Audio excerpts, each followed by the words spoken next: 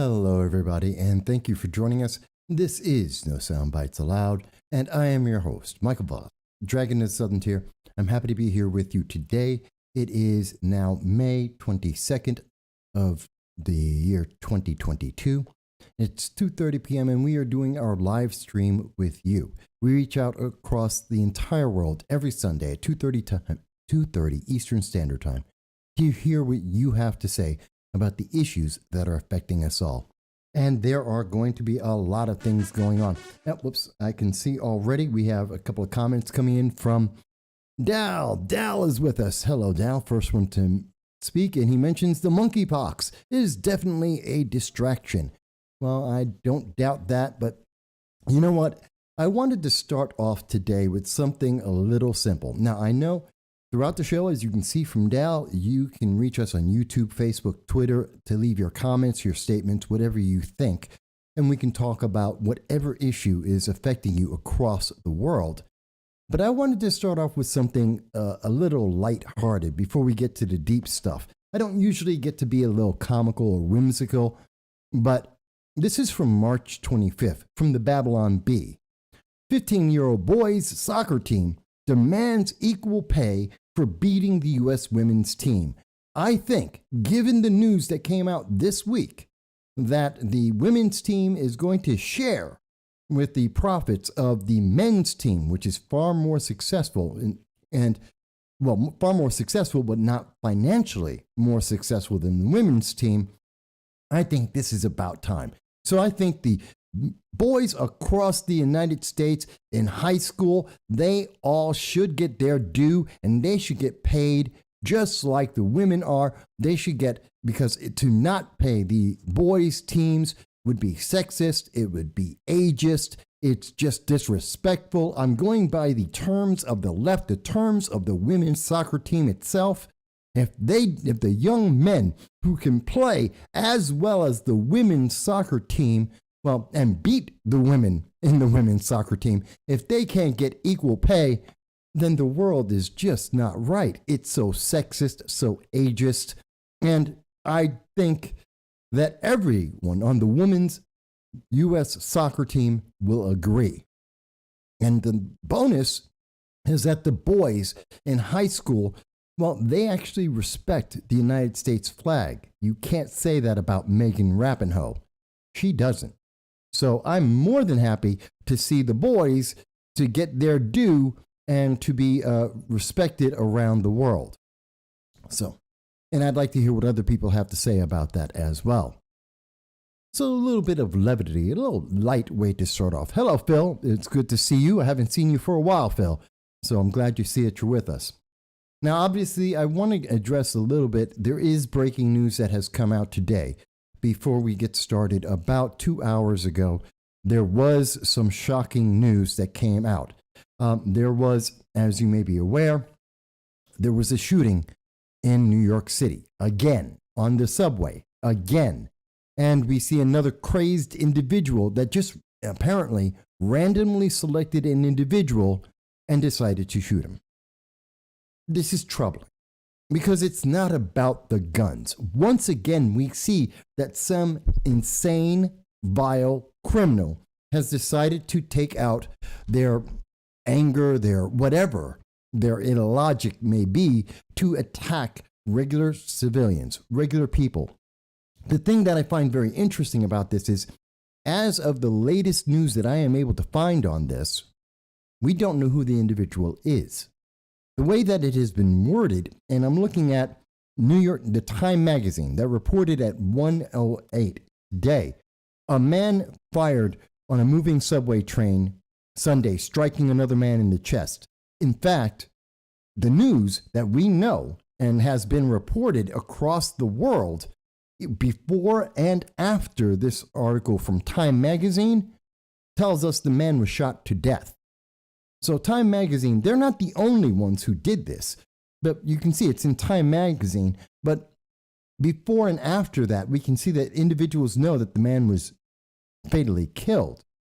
But the thing that kind of gets me about the Time magazine article that you won't see in others, and I'm doing this on purpose, I want you to see how the news media is shaping this message. They're shaping this story to manipulate you, to modify how you're going to look at this in terms of gun control, in terms of Eric Adams being able to live up to his promise that as a practical progressive, that he's going to take care of crime and protect the people. That we're going to see how appointed Governor Hochul and Joe Biden, their ghost gun approach, their hate words approach, is actually working out to help you and I, or if it actually does. One of the things I think is very interesting in this is they mentioned the shooting, and they also mentioned that a recent subway crime set New Yorkers on edge. A man last month set off smoke grenades on a Brooklyn train and shot 10 people. Well, wait a minute. We kind of remember that. That was national news. In fact, we covered it the same. It was live, and we were covering on this program at the time. In fact, every other news media outlet, or most of the news media outlets, remember exactly who it was, because we know that this was a 46-year-old man that got shot today. We know that the individual who did this was antsy, was pacing back and forth, and randomly, it appears, picked the individual he shot, and that they are at large. But we do know, like from the Daily Mail, in the United Kingdom, do you know what the United Kingdom remembers? That it seems that the Times does not remember? That the subway shooter, we know his name, we know that he is black, we know that he did it because of black supremacy, and that's why you're seeing Time Magazine and other news agencies are downplaying the fact that we saw the subway shooter, the black supremacist, he randomly attacked 10 people, targeting whites because of his black supremacy, something that is being promoted by critical race theory that we're seeing in the gender identity politics that is promoted by progressives and Democrats that have been elected. Time Magazine doesn't want you to remember that. They don't want you to think about that story. They don't want you to realize that there is a pattern here that is apparent, that we can track, and that we do know about. That there is a rise in crime, especially amongst those who believe in the critical race theory, the idea that individuals are evil or wrong or racist because of the color of their skin as they are born, and some people are victims because of the color of their skin from the moment that they are born. And these individuals who've been listening to this, like the Waukesha driver who committed the massacre, running over people on November 24th in the middle of a parade because of the color of their skin, these crazed individuals, including the Buffalo shooter, they're being motivated by the identity politics, the focus on racism that doesn't exist in America, because America is not intrinsically, systemically racist. That's why we're seeing this kind of stuff happen. And I believe that the reason that we're not able to identify the man on the Queen's train today is because he's probably black, might be Asian, but he's probably black. And that's why they don't want to tell us his name. It's exactly the same way that they covered the initial subway shooter a month ago, and they did the same thing. That they weren't able to tell us his name, but remember the Buffalo shooter, we instantly knew his name. If it's a white shooter, we instantly know that they're white. We find out what type of weapon is used immediately, because it's always an AR-15. It's always a assault weapon. It is always called that because the media is manipulating you, and they're doing it in real time right now with this story. And I'm showing it to you. They can't tell you what happened last month, even though they covered it last month, right up until they captured the suspect who happened to be a black supremacist. And at that moment, they stopped covering the story. That's the problem with that is we can't fix this problem if our news media and our elected officials can't be honest enough with us of what is part of the problem. Maybe you think I'm wrong. Maybe you think, Mike, well, you're just being racist. You're not understanding this. Okay, I'm open to hear this from anyone. Tell me if you understand this in a different way than I do. Maybe there's something that I'm misunderstanding here. Maybe there's something that doesn't make sense here. And you can easily call into the show at 607-242-1582 to let your voice be heard, as well as to type in your comments like Phil and Dal have to say, oh, Mike, I disagree, or maybe you see something different. But I think it's worthwhile and important to say we are seeing real time. The news media is trying to shape your memory. They're trying to rewrite history, and they are trying to emphasize a message that is absolutely different than what you and I are seeing with our own eyes. That we are seeing a rise in black supremacy. That is the biggest growth in organizations in America. We've seen the growth of BLM. We've seen the growth of Antifa and Progressive Leaders of Tomorrow and Citizen Action and the Democratic Socialists of America. And every single one of those groups are telling you that if you're white, you are intrinsically evil and racist. And if you are black, then you are intrinsically a victim, as well as Hispanics and Asians and every other minority. And that the only way that that can be fixed is to give over your life, your power, your independent life to the government, so that you can be categorized as a check mark and they can decide how you should live for yourself. I disagree with that completely. It's one of the reasons why I disagree with BLM. I have family members who happen to be white. And guess what? They're just as good as anyone else. They're just as bad as anyone else. They're human beings and they're not check marks. And I disagree with that completely. And anyone who would relate you and me to nothing more than a checkbox and our individuality and our individual rights no longer matter, I'm sorry, I do not agree with that. I do not agree with that at all, and I will never stand by that.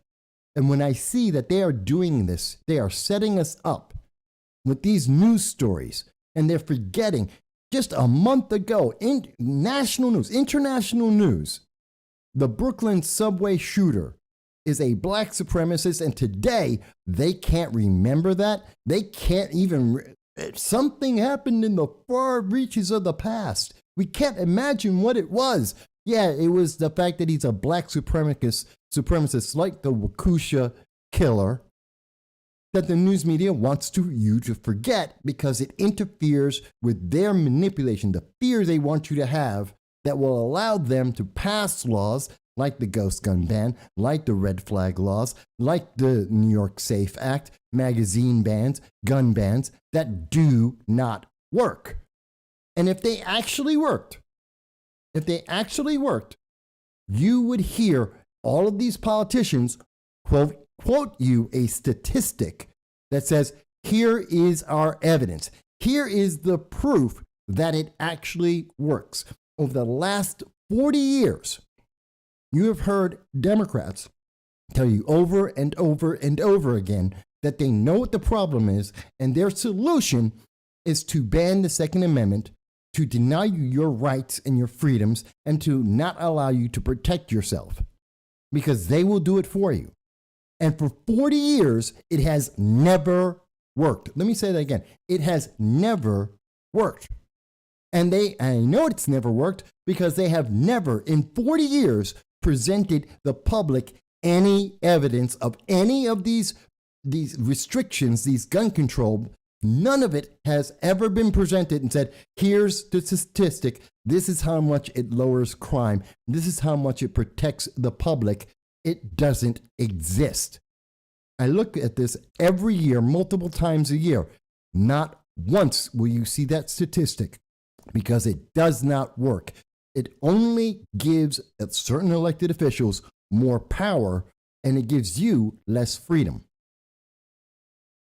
It's terrifying, folks. Now, you may think, Mike, that sounds all great, wonderful. I don't agree. Okay, tell me why. If you think that the New York SAFE Act or magazine bans or gun bans or any of that actually works, fantastic. Please show me the evidence. Show me the reduction in crime anywhere. It's like defunding the police. We were told for years, defund the police by BLM, of course. by Antifa, of course. We've heard the far left tell us we just need to get rid of the police and that will solve crime. We just need bail reform and to release these criminals rather than let them sit in jail because it's cruel and unusual punishment and it will reduce crime. And we did that in 22 cities in multiple states across the nation, including New York State, in all the bluer than blue states. And you know what happened? Crime went up. Violent crime went up. All the things that they promised us would not go higher and would go lower never happened. We saw an increase in crime. We saw more criminals doing more crimes more quickly, repeatedly. So again, I will tell you, if there is no evidence, these experiments that are being conducted by progressives through the Democratic Party against you and I is never in our best interest. It only empowers those small groups, and it takes away all of your rights and the ability for you to protect yourself. It just takes it all away from you. Maybe I'm wrong for saying that. Maybe someone's going to say, well, Mike, it's too soon. We shouldn't be talking about that. No, now is the time to talk about it. Because right now is the time that we are going to hear from all the Democrats, like appointed Governor Kathy Hochul, like appointed Lieutenant Governor Antonio Delgado. We're going to hear from Joe Biden, Kamala Harris, promising us that we just need more gun control and you're going to be safe. They've been doing that. They're going to do it again. And they're going to lie to your face. And not one member of the media is going to ask them, you know, for the last 40 years, you've said the same thing over and over again. And yet, we have no evidence that it has ever worked. Why should we think it's going to work now? There's a simple question. And for those who say, well, we got to look at what's happening. We need to be more like the United Kingdom or Europe and other nations like Australia, and we need to get rid of the guns. Well, have you ever looked at what the knife crimes in those countries are? Have you ever looked at what the blunt weapon crimes, hammers, baseball bats? Have you looked at the hand-to-hand crime rates in those nations? It's not that the criminals stopped making crimes. They just did it in different ways. And just last week, we were showing you that these crimes are done with cars. So it's not that the crimes are going to go away.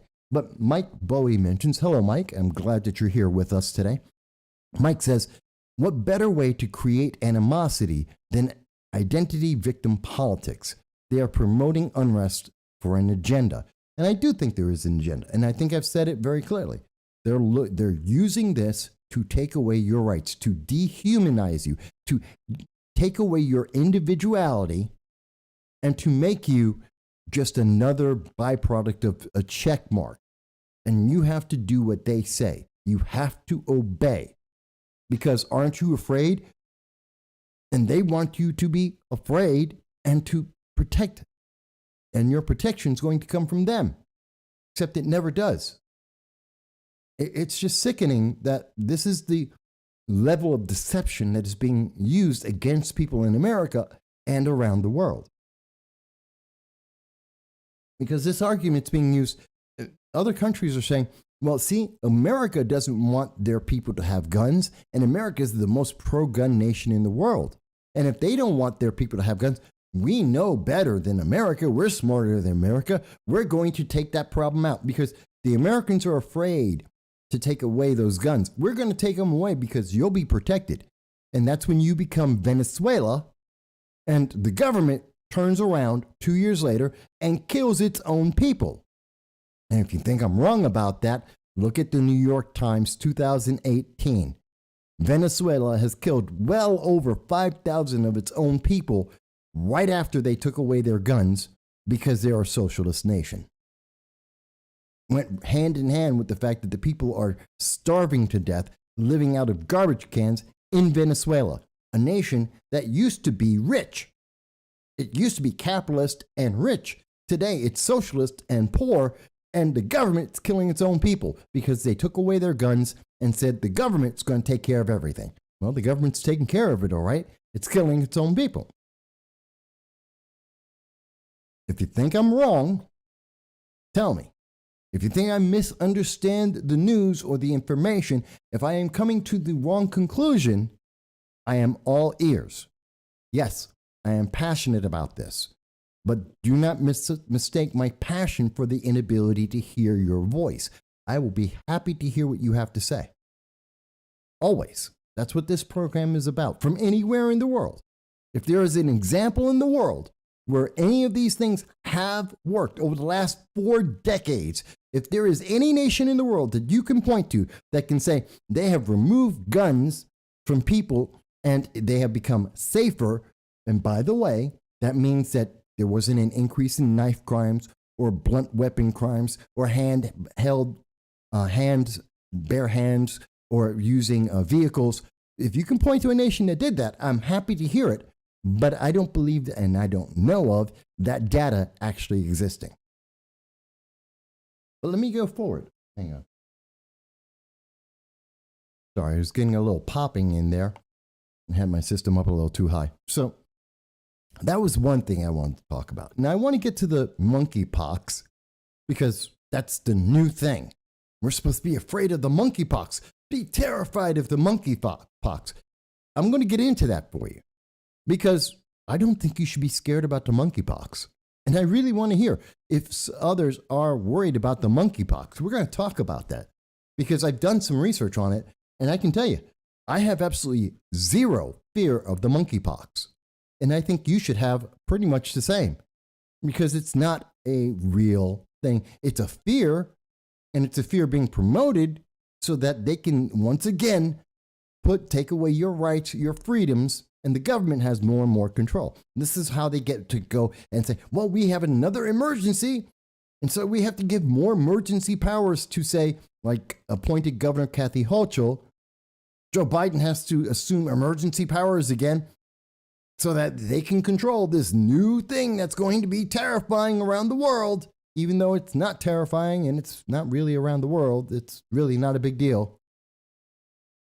We'll get into it. But, I think these are all of these reasons, these things I'm talking to you about right now, I think most people are noticing it. And I think most people, like yourselves, have been calling it out. And I think that's part of the reason why we now see that Joe Biden, according to the AP News, the most recent poll has shown that Joe Biden has abysmal approval ratings. He's at about 38%. And as we can see, part of this is because, as you can see here on the screen, only 38% backed Biden on immigration, and an individual, Morales, is disappointed. And this is a gentleman that they interviewed, Manuel Morales, an internet service technician in Mobile, Illinois, who happens to be a 58-year-old Democrat.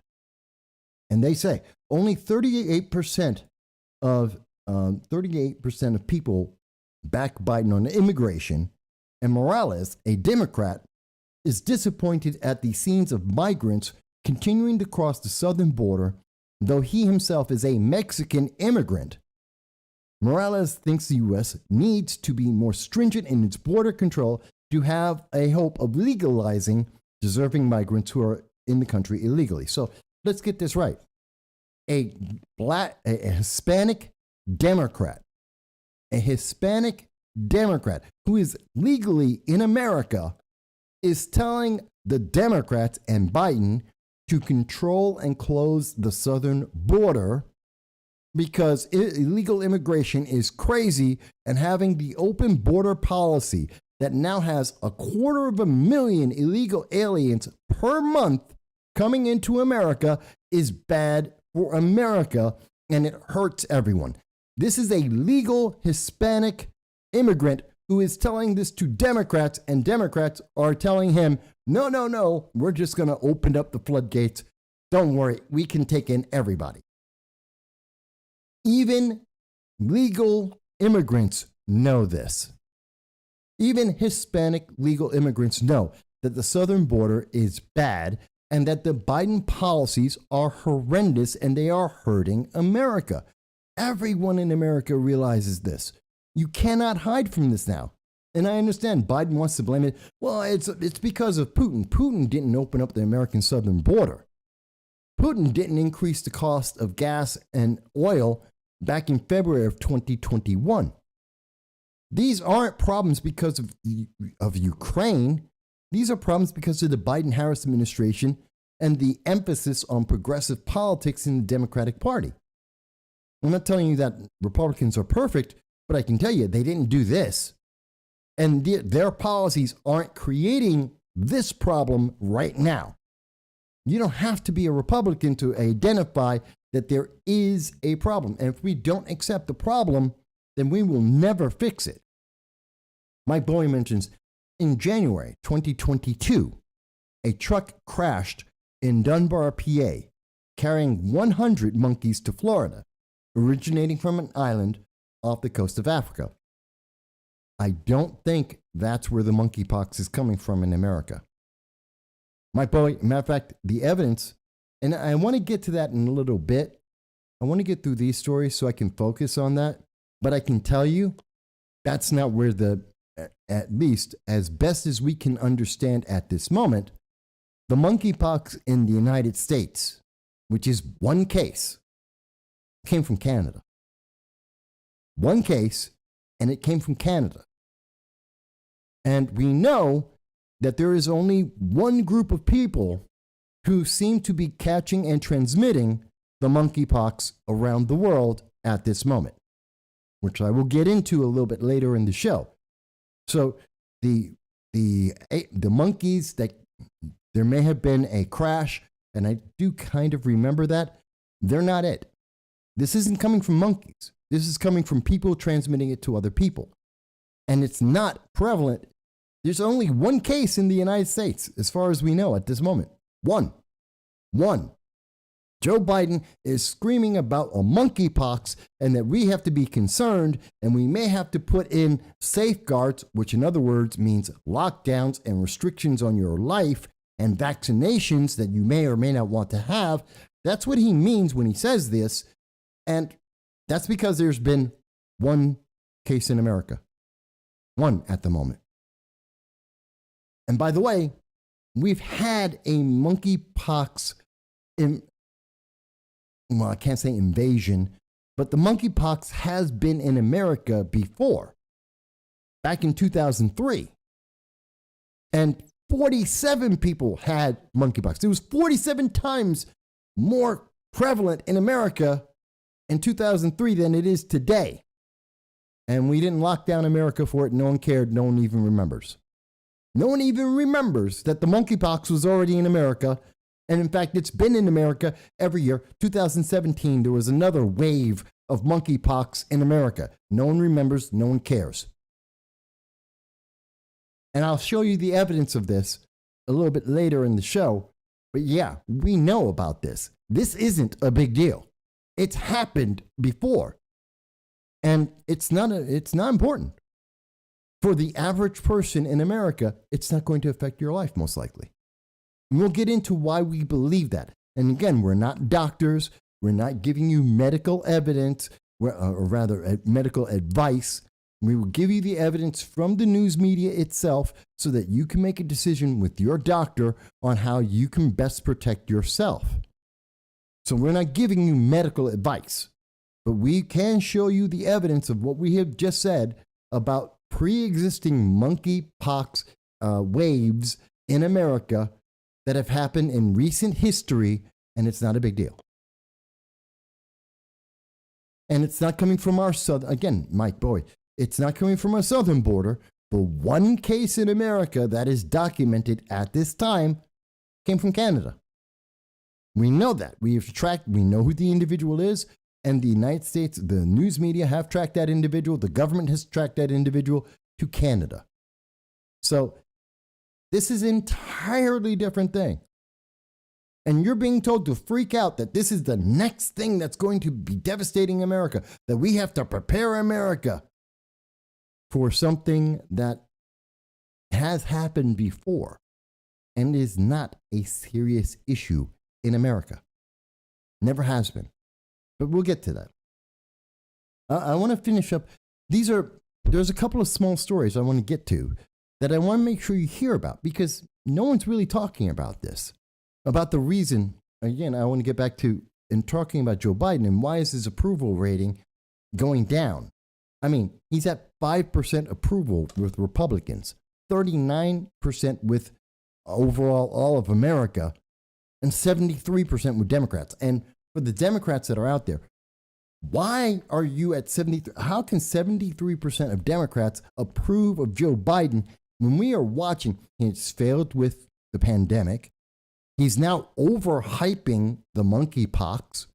His gun control bills never work. They have never worked in history. And the economy is falling apart. And everyone knows it. Even Democrats are saying that his policies on immigration are hurting America, yet 73% of Democrats are saying Joe Biden's doing a great job. And I have to say, where are you getting that from? Where are you getting that? I mean, the AP has found that that's happening. Oh, come on. I hate when Microsoft just did an update, so it's messing with my computer. Here it is. So we see here, and this is from Business Insider. This is the Joe Biden administration at work.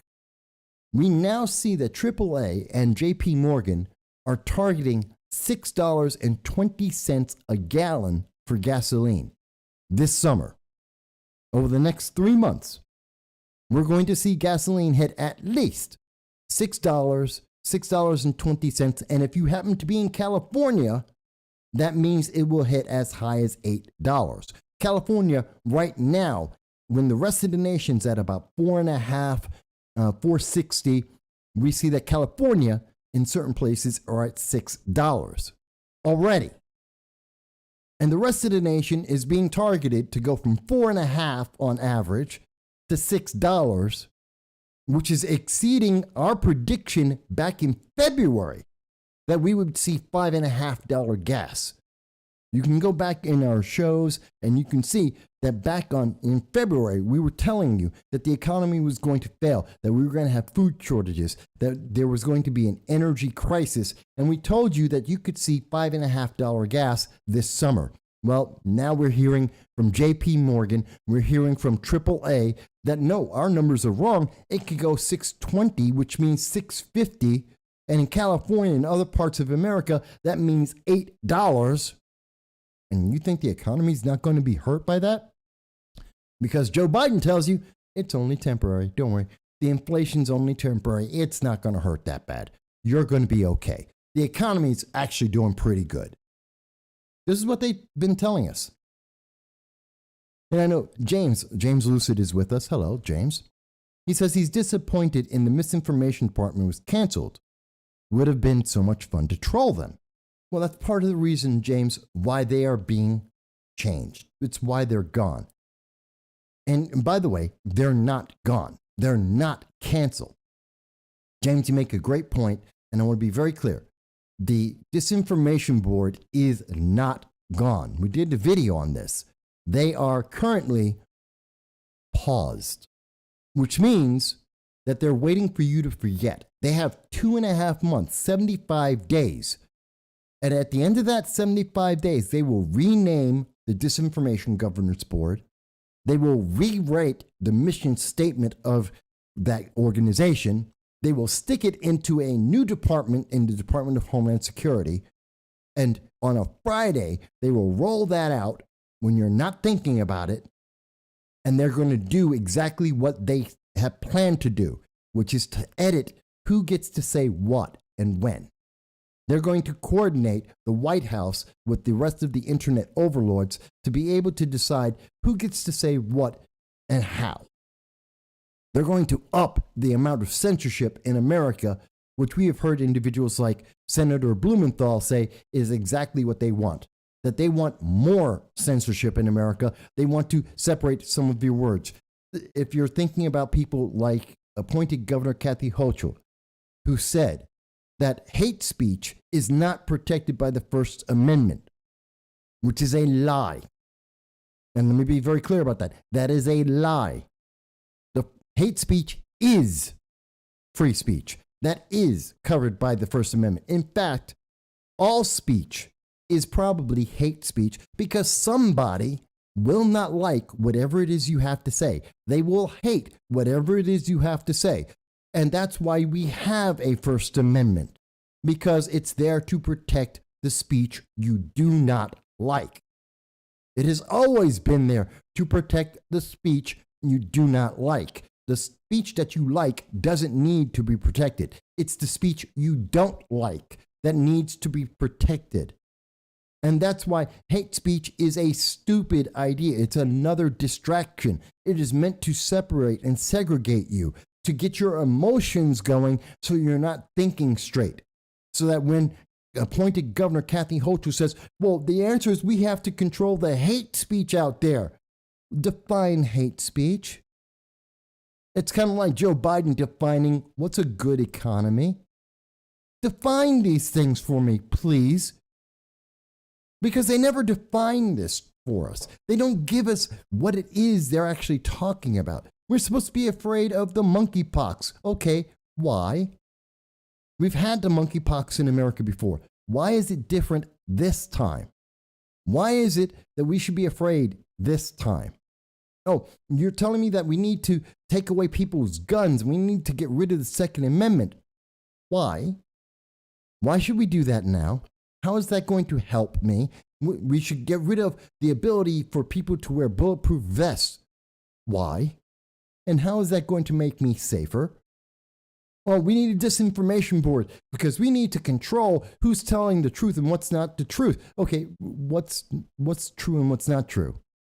Because we have caught the government many times, and the government itself has admitted many times that they are misinforming the public. How about Afghanistan? Right now, there are hundreds of Americans who are still in Afghanistan. We have been reporting this since September of 2021. There are hundreds of Americans since September of 2021 that are stuck in Afghanistan and they want to come home. And the Biden administration has thrown them away, discarded these human beings. They don't count anymore. The news media will not mention the word Afghanistan ever. And that's because every time they did for the second half of in the third quarter and fourth quarter of 2021, every time the United States government, the Biden administration mentioned Afghanistan, they had a different number for how many people were still abandoned in Afghanistan at the tender mercies of the Taliban and the ISIS and Al Qaeda. And that's why those numbers changed at least 6 times that we were able to provide for you. They went from 100 to 85 to 96 to 12 to 6 to 100. We have no idea how many people are there. We do know it's hundreds. Secretary of Defense Lloyd has said that he knows there are hundreds of Americans in Afghanistan at this time, potentially thousands of Americans in Afghanistan, and the Biden-Harris administration has always known this and abandoned them on purpose. How about the Ministry of Truth under the Biden administration address that lie? How about that misinformation and disinformation given to the American people, perpetrated by the major news media who will not ask about Afghanistan, and they have all the evidence and information that I have, and probably more, and they won't even ask the question. They will not even mention the word Afghanistan to the Biden-Harris administration.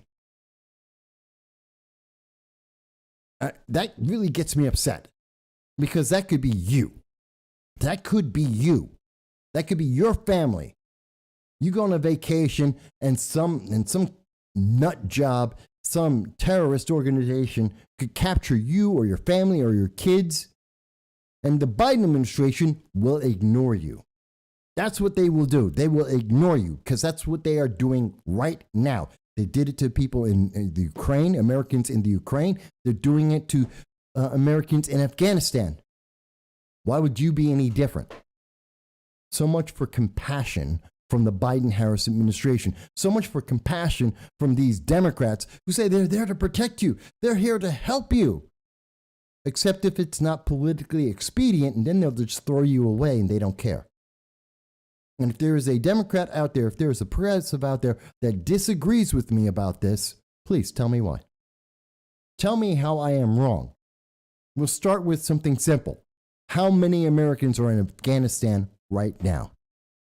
I have reached out to every member of Congress that I know, every contact that I have on both sides of the aisle of all the political parties in D.C., and not one contact can give me a straight answer. Not one.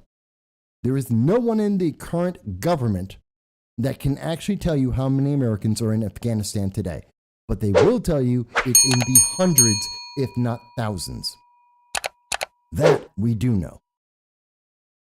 That's kind of scary. And yet, we are told by the Biden administration, we are told from the news media that Joe Biden's doing a great job, that he's doing fantastic, that he's doing so much good for America. James Lucid mentions it's official misinformation to take out of context what Larry Silverstein was saying that he told them to pull it in a PBS interview. I don't recall Larry Silverstein doing that, so I can't speak about it. I don't watch TV. I don't watch any of the cable news programs. I don't watch the PBS program. So that's not the main source of where I follow news. I follow 12 hours of news on any given day, but I don't watch any of the cable channels. I don't watch CNN, MSNBC, ABC, CBS. I do not watch TV at all. I do not watch cable. So if there's something that happened on a cable program, unless I've done research on it, like I'm about to talk about Bill Maher in a second, I don't know about it. So it may in fact be like something that he said to pull it. But I can tell you, they're telling us it's a great thing.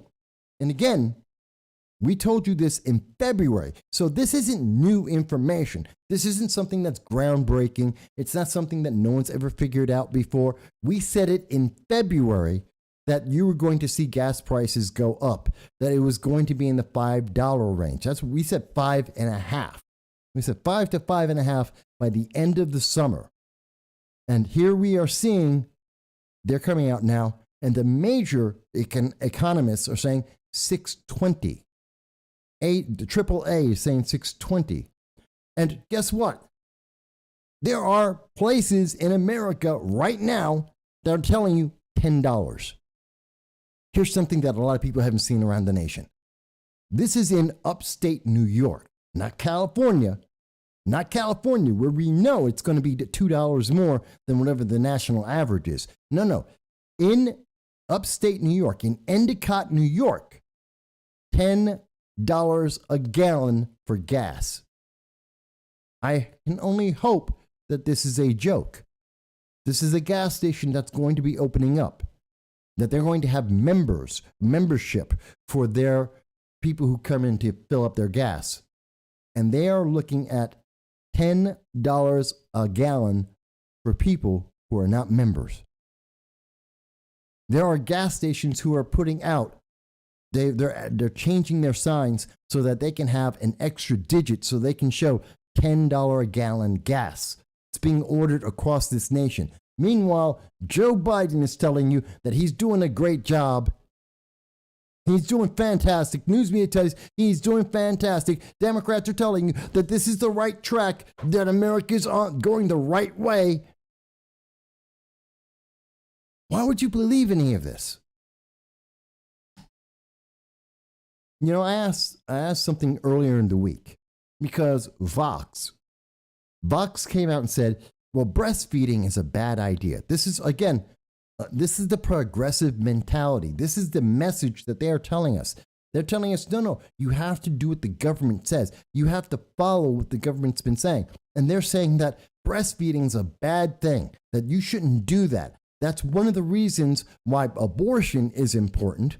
And if you don't have an abortion, well, then you're going to have to go through this problem of either baby formula or breastfeeding. And if you do breastfeeding, well, that's a bad thing because it costs you a hell of a lot of money, according to them, and you need to take classes for it. And you're going to spend $200 an hour on breastfeeding. This is the argument that's coming from Vox. Now, I asked this question during the week. Why is it doing that?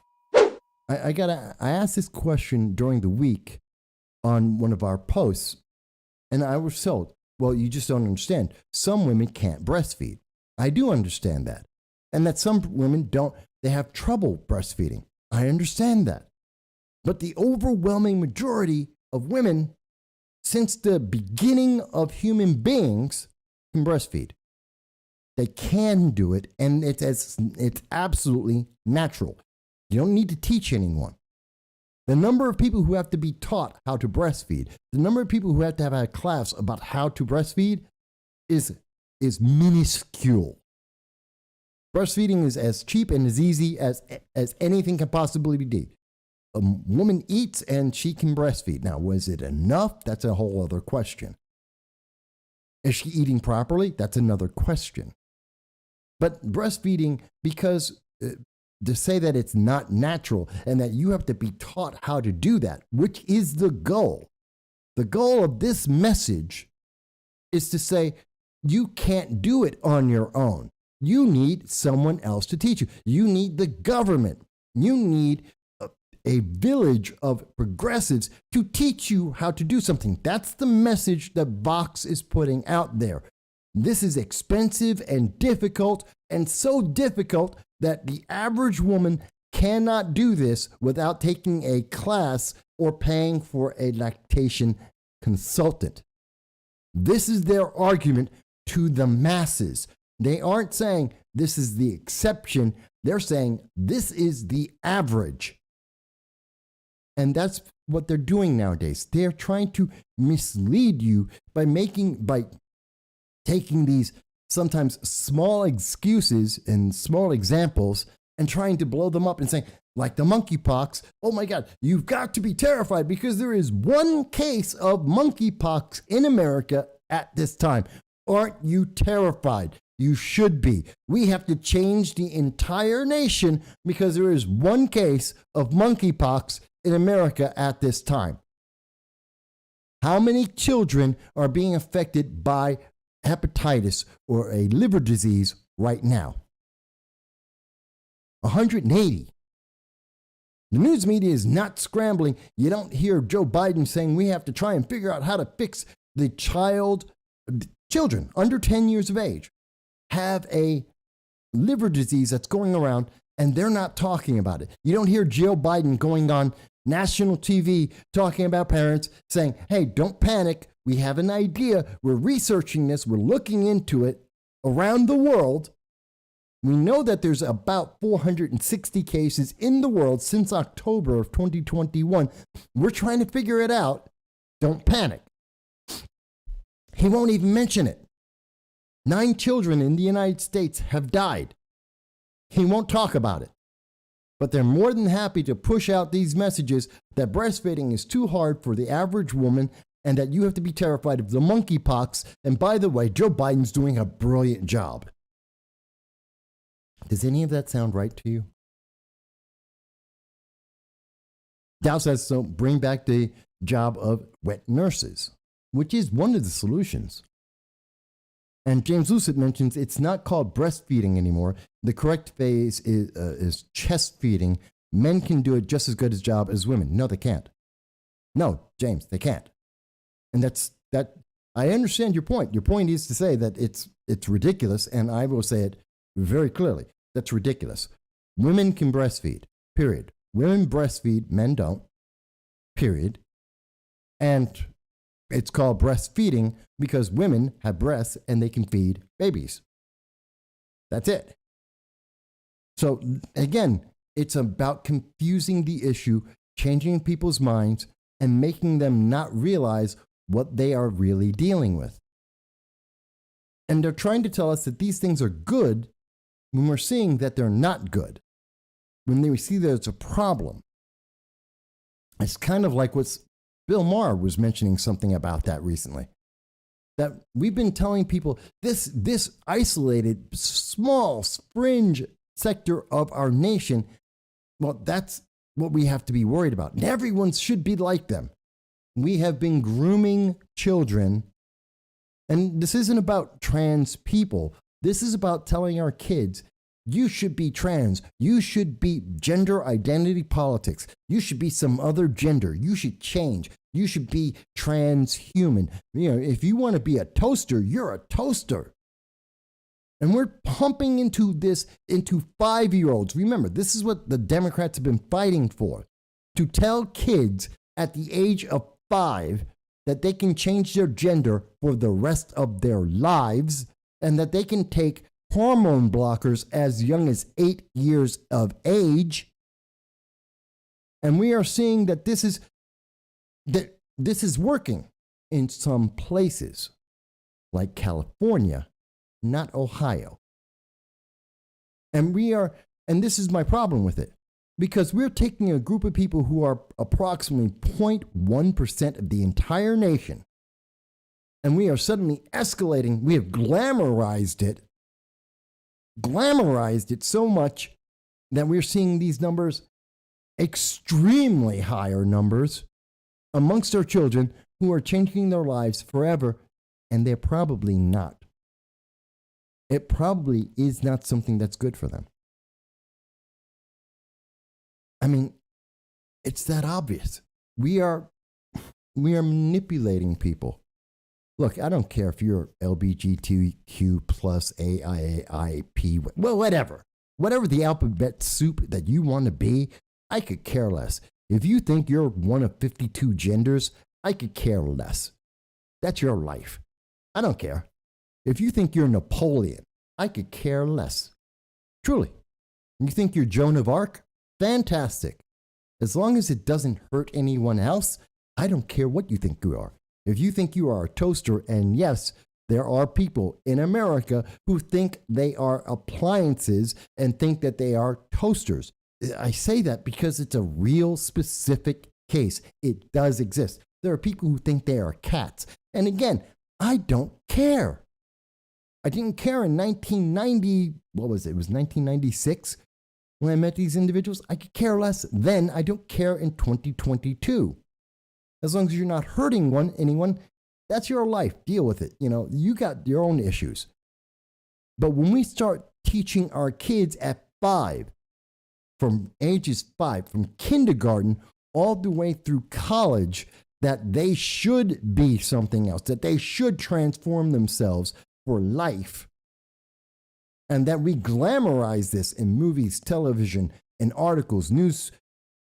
When we're glamorizing that, just like we are glamorizing the way that we are being torn apart by fear, when we are being told that certain colors of people are victims and certain colors of people are racist by birth, we're destroying this nation. When we're telling women in general, that they can't breastfeed, that it's just too difficult and they need classes on it and it's so expensive. The most natural event that could happen in a baby's life, and we're telling them it's too difficult, too time consuming, it destroys a woman's bodily autonomy. Yes, that is something that Vox does go on to say. Let me show you this. So it's not only breasts, it's not only that. Where is it? They go on to say that one of the problems is, where is it? There it is. It will destroy a woman's emotional health. This is the general woman, an average woman in America. It will harm, breastfeeding will harm your emotional health and loss of bodily autonomy. This is your baby they're talking about. This is your baby. And they're saying, well, you lose your bodily autonomy because you're a mom, because you're breastfeeding your child, because you're taking care of your child. You get to lose your bodily autonomy and it will destroy your mental health. You know what? I know moms have a difficult job. They go crazy taking care of kids. They do. It is not easy, and being a parent is it's not rays of sunshine every single day. That just doesn't happen. But to say that it's emotionally damaging to be a parent, and that this is the general reason why you shouldn't take care of your kid, that you have to rely on the government and the handouts from the federal government, that Joe Biden is spending God knows how many billions of dollars to take formula from Germany to bring it over to the United States to give it to illegal aliens. They're one of the highest priorities. Illegal aliens.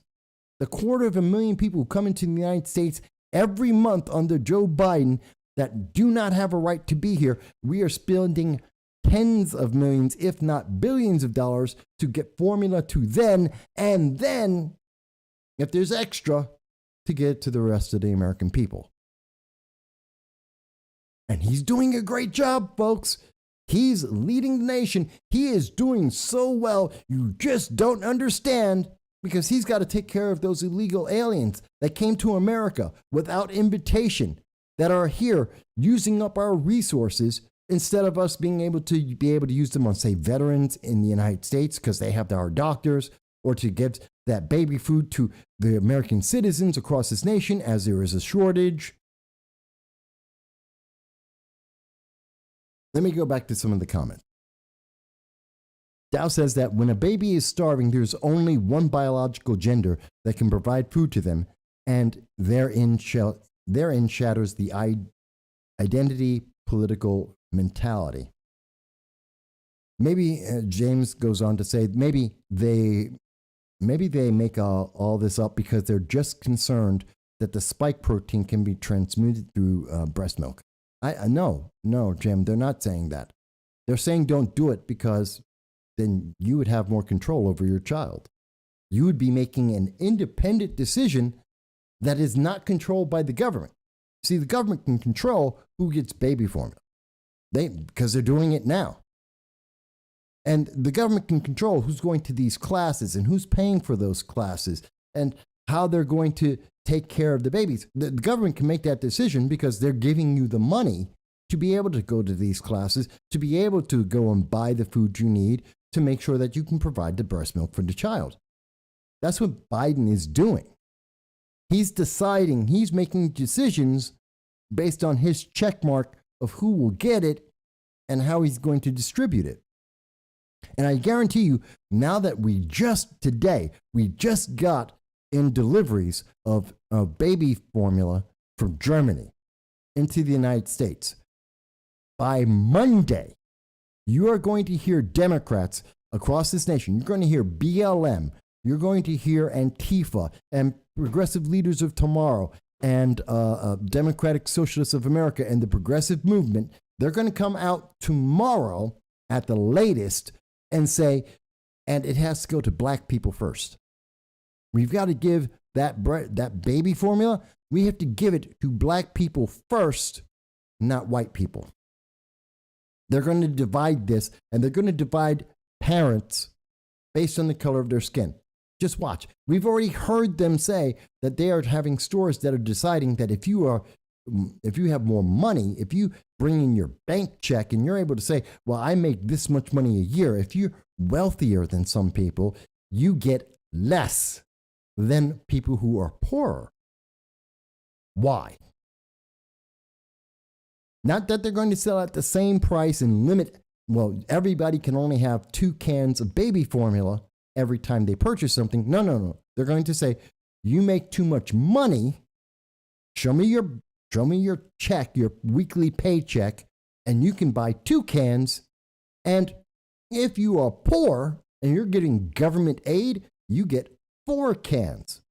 Let me ask you, who are they trying to promote here? They're trying to promote you to be poor because the government will give you more.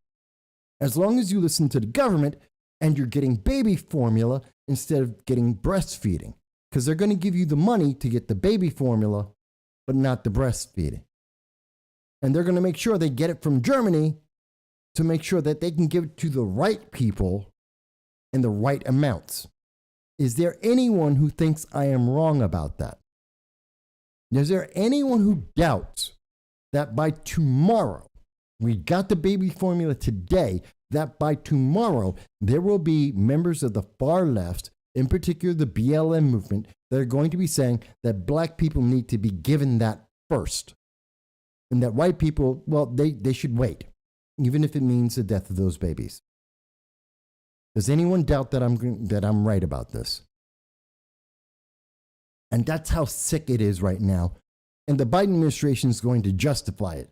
They're going to tell you, well, it's because, black people and minorities, they're poor. So they got to get it first. Why? Why do they have to get it first? Because rich people can't buy something that doesn't exist. Just limit the number that everyone can get. Does everyone get 1 can, 2 cans? Just make it 1 or 2 cans for everybody. We know there's not enough for everyone. Okay, limit how much everyone can buy. That's it. But they won't do that. They're going to separate this by the color of people's skin. They're going to make this racial. And that's going to increase the amount of hate in the world, just like critical race theory increases the amount of hate in the world. And you're going to have black supremacists who are going to be like, oh my God, they gave any amount of the baby formula to white people and to rich people instead of giving it to black people and poor people. And that means that, oh my God, I should go out and do stupid things because, black power. And you're going to hear white racists who are going to say the same thing in exactly the opposite way. They're going to say the same thing. And that's going to cause more tensions and more fighting. It's not going to resolve anything. And if you think I'm wrong on that, please tell me why. Is there a mom in America that can tell me today that they think their baby should go hungry because of how much money they make or because of the color of their skin? Is there anyone in America or the world that can tell me that they think a baby that happens to be white or white-skinned should starve instead of a black baby? Rather, not to say instead of a black baby, that instead of feeding a black baby and a white baby, they're going to starve a white baby and feed the black baby. I think that's evil. We have the ability to feed many children. Feed them all. Limit the number. If it's 2 cans per parent to every mother per child, then make it 2 cans per child. But I cannot imagine that there are mothers in America right now who are going to say, no, my kid is too light-skinned. Let them starve. I do not think there's a mom out there that's going to say that. And if there is, please tell me. Please explain that logic to me. Because say it's because I'm a man, say it's because I'm black, say it's because I'm a Republican or a conservative, but I do not imagine any woman, any mother saying, oh yes, I want my child to starve. Period. I don't care what the reason is. I don't care how much money she makes. I cannot imagine a mother saying that. And I would never want to put a mother in a position where she has to say that. And I'm the bad guy in this conversation, apparently. Apparently, I'm the bad guy for pointing these things out.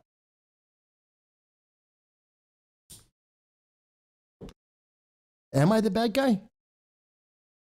And I know this program, I know there's about 30-40% of the audience are women. And I know that some of those women are moms as well. And I'm more than happy to hear any mom tell me I am wrong. I am more than happy to hear or see that you can reach us on YouTube, on Facebook, on Twitter. Please type it in. Let me see the comment. Or you can call in 607-242-1582. The phone line is active right now. Tell me if you're willing to let your kids starve because they're too light-skinned. Because of the color of the skin of your baby, you're willing to let them starve. If you're willing to do that, please tell me why. Give me that logic. Please explain that to me, because I do not understand it. And I think it's evil and wrong. And to force people to be able to have to even think like that might be an option, that's wrong. This is wrong. And progressives will tell you, no, that's perfectly fine. Because the economy is doing better than you think, and America's in a good standing. We're doing fantastic. This is good news. This is good for the environment. Do you remember them telling you that? They've been saying that for about a year now. This is good for the environment. Aren't you happy that you have to pay more, that we are finally necessarily skyrocketing energy prices just like Obama promised us in 2008?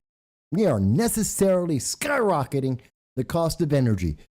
How do you like it? Is that helping you now? Because we are watching Biden fulfill Obama's promise. And this is how that plays out with babies that are starving. And illegal aliens coming into America while there are food shortages around the world, while riots are going on in Sri Lanka. People are pouring into America at levels never seen before, and Joe Biden is feeding them first. He's sending doctors that are supposed to be taking care of our veterans from the VA, and he is sending them down to the border to take care of those illegal aliens first. Because he doesn't believe in ultra MAGA. No. No America first around Joe Biden. Don't you dare. Oh no, it's not America first around Joe Biden. Him and Kamala, they don't believe in MAGA.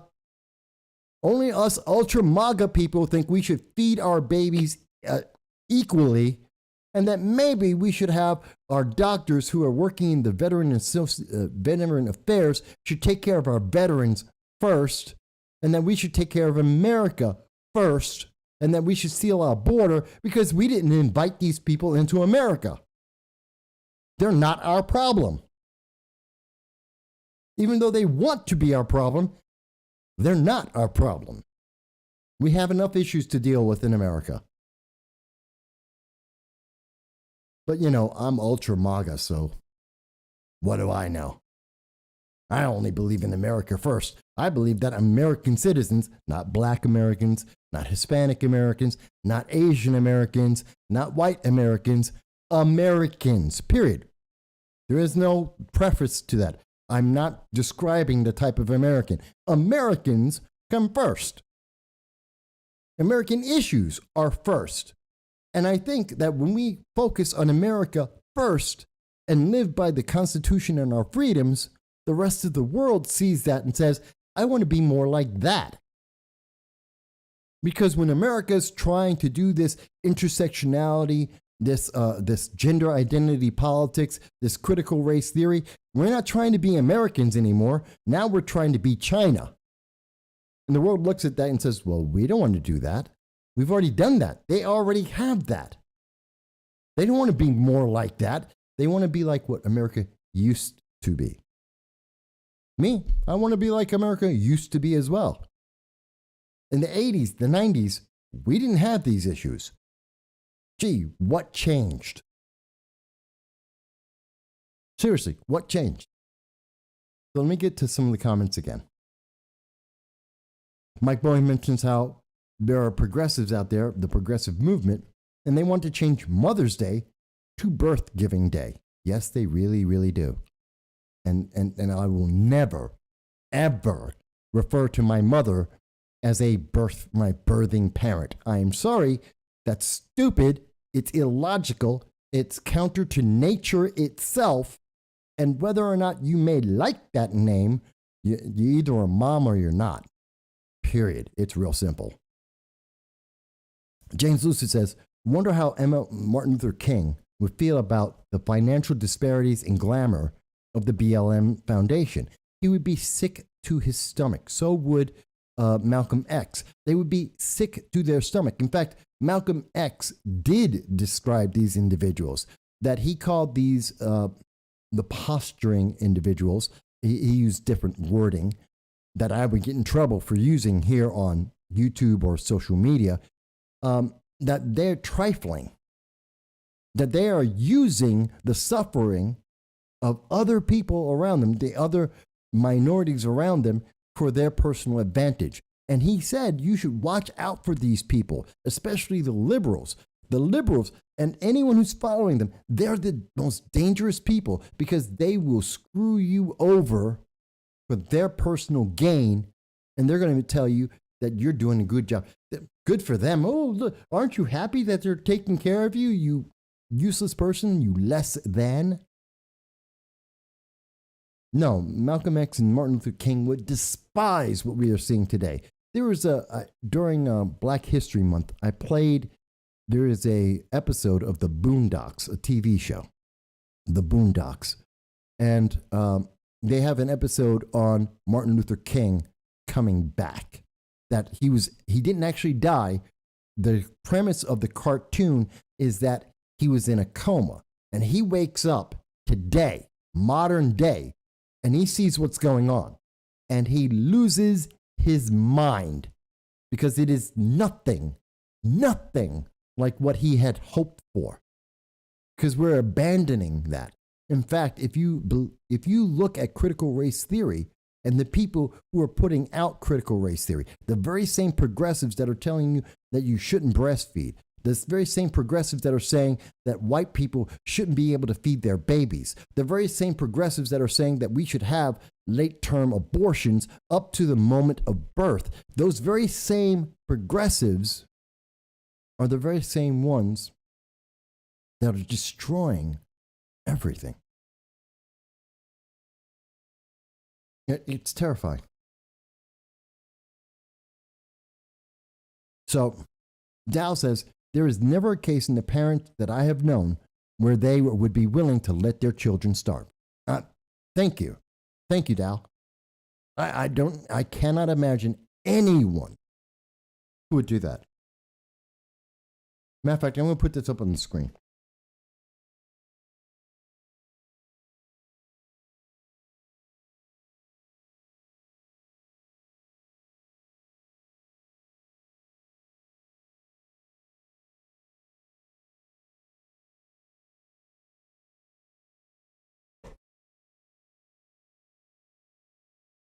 That's for everyone. So anyone watching the show, not watching it live, I want people to comment on it. I really do. Please, people, comment or call into the program if you think that's a good idea.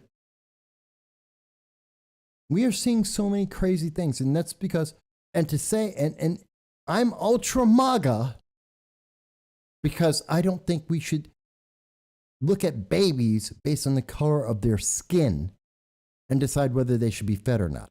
I'm ultra MAGA because I think we should take care of our soldiers. I'm ultra MAGA because I want to get the Americans that were abandoned by the Biden-Harris administration in Afghanistan, and I want to bring them home because I'm not forgetting the news that we have seen around the world. I'm ultra MAGA because I remember that a month ago, 3 weeks ago, that there was a black supremacist who killed people in a New York City subway, and I'm willing to say that that was a bad thing, and we should stop the black supremacy and pushing that idea on our children because it has a horrible, violent result. And we're seeing that result now. John mentions, Ultra MAGA is such a cool phrase. Biden is giving Trump's campaign team slogans for free. I agree. You're right, John. Because anyone who agrees with the things I'm saying right now, I think if you don't agree with the Ultra MAGA, think about it. They're dividing America into groups like you're either Ultra MAGA and you want to feed all babies, regardless of the color of their skin. You want to have babies. You want to protect babies. You want to protect the American people. You want to have lower costs in energy, and you want people to work. versus the progressive idea, which is kill babies up to the moment of birth. The idea is that you need to starve babies based on the color of the skin of that baby, that you need to release criminals from jail because of the color of their skin, that you need to leave people defenseless, that they cannot use their Second Amendment rights to defend themselves, nor can they wear body armor, bulletproof vests to protect themselves, that they are at the mercy of the government when the government decides to do something for them. These are the two sides that the news media and the progressives would like America to be split up between. And they're using all of these politicians, and they're using the, not just politicians, but they're using the entertainment industry to try and push this on us. Now, yes, there are people who are like Bill Maher who are saying, this is crazy, this is not working out right, that this is not in our best interest, and that we are seeing these things, the long-term consequences of this are not what we are being promised, and that this is hurting our children, it is hurting our nation. Yes, there are people like Bill Maher who are saying that, but overwhelmingly, that's not the case. And we are watching as politician after politician and entertainer after entertainer. I have this here, and I want to show you this. Where is this? Hang on a second, folks. I have an article I want to show you.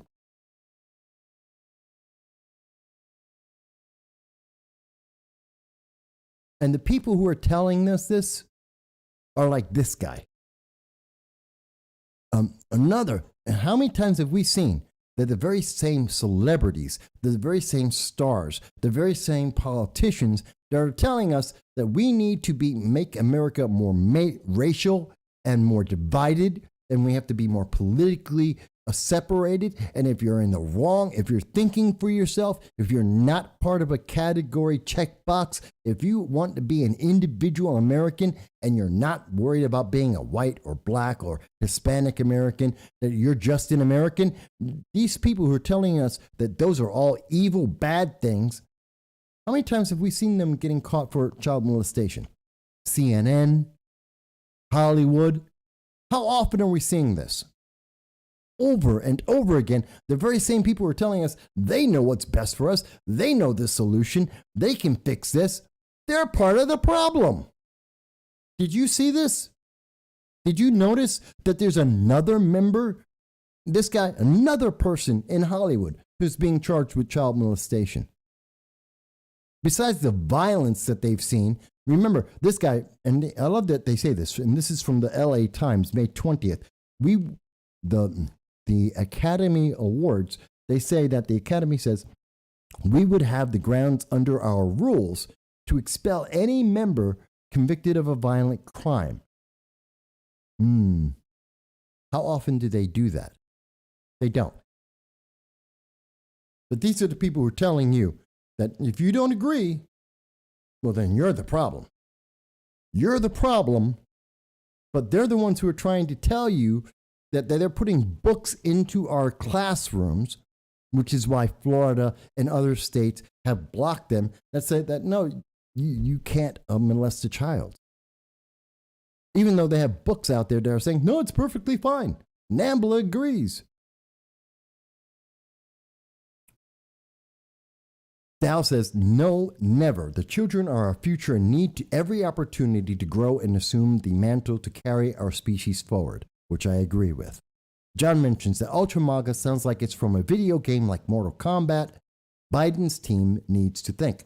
No, they did think, and this is what they came up with. John, everyone remember, I'm one guy, and I'm showing you how they're so wrong on the way they look at Ultra MAGA. They have teams of people. They have tens of hundreds of people that are out there getting paid hundreds of thousands of dollars, most of it from your tax dollars. These are people who are getting paid with your tax dollars, and they're deciding, oh, the best answer is let's separate America. Let's divide people based on their color. Let's divide people based on whether they want to feed babies or not. whether they want to kill babies or not.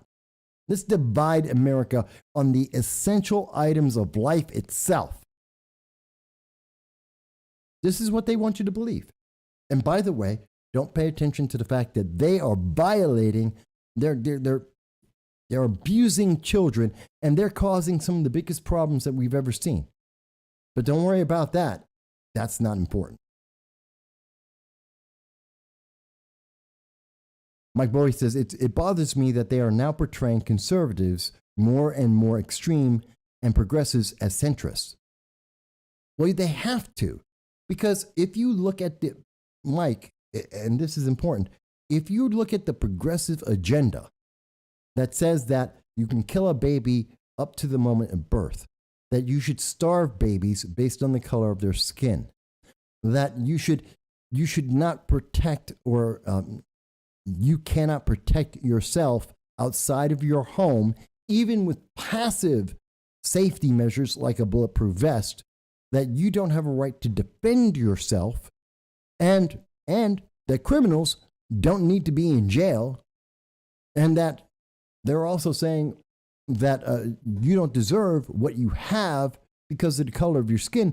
These are the ideas that the progressive movement is pushing. This is what progressivism is. I don't care what I know, and there are progressives out there that'll say, well, progressives, they want everyone to be equal. That's what they say. This is what they are doing. These are the policies that they are pushing. You can tell me that they want the world to be all rainbows and unicorns and sprinkles, and that sounds fantastic. The reality of what they do is they are dividing people and making people hyper violent. That's the reality of what they are doing. And they're telling you, oh, but it's, you just don't understand how good it is. I'm sorry. I'm looking at the world right now. I'm looking at what they are doing right now, and it's not good. Period. It's not good for anyone. If you think I'm wrong, tell me. James mentions same people listed in Epstein's Black Book. Yeah, Hollywood. All of Hollywood. You're right, James. John mentions that he sent me an article that you can be a 3-month-old baby and be racist. Really? Really? You sent that? You gotta be kidding me. Did they really say that?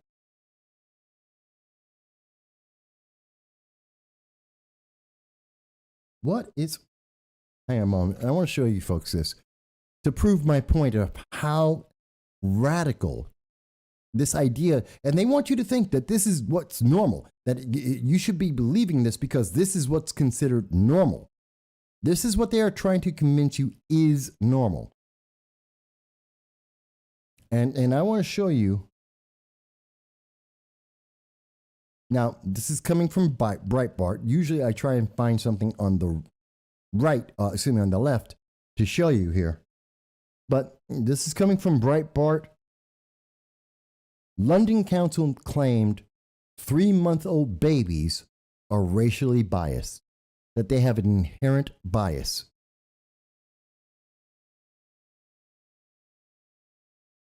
This is in London. This is the United Kingdom. This is what they want America to become.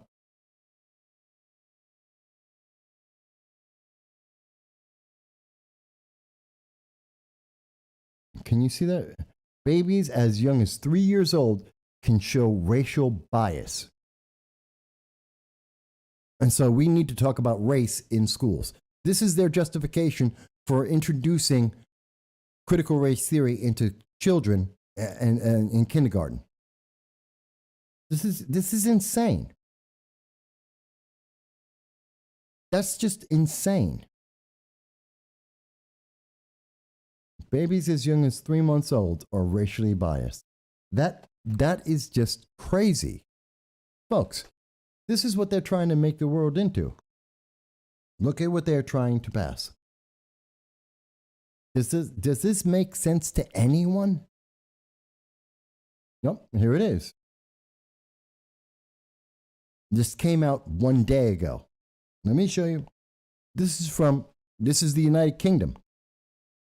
Children as young as 3 months old may be racially biased, council claims. This is from May 21st, 2022. This is from the United Kingdom itself. What's going on? What's going on in this world? That we are watching this kind of division happen. I mean, seriously. Children is just, really? 3 months old?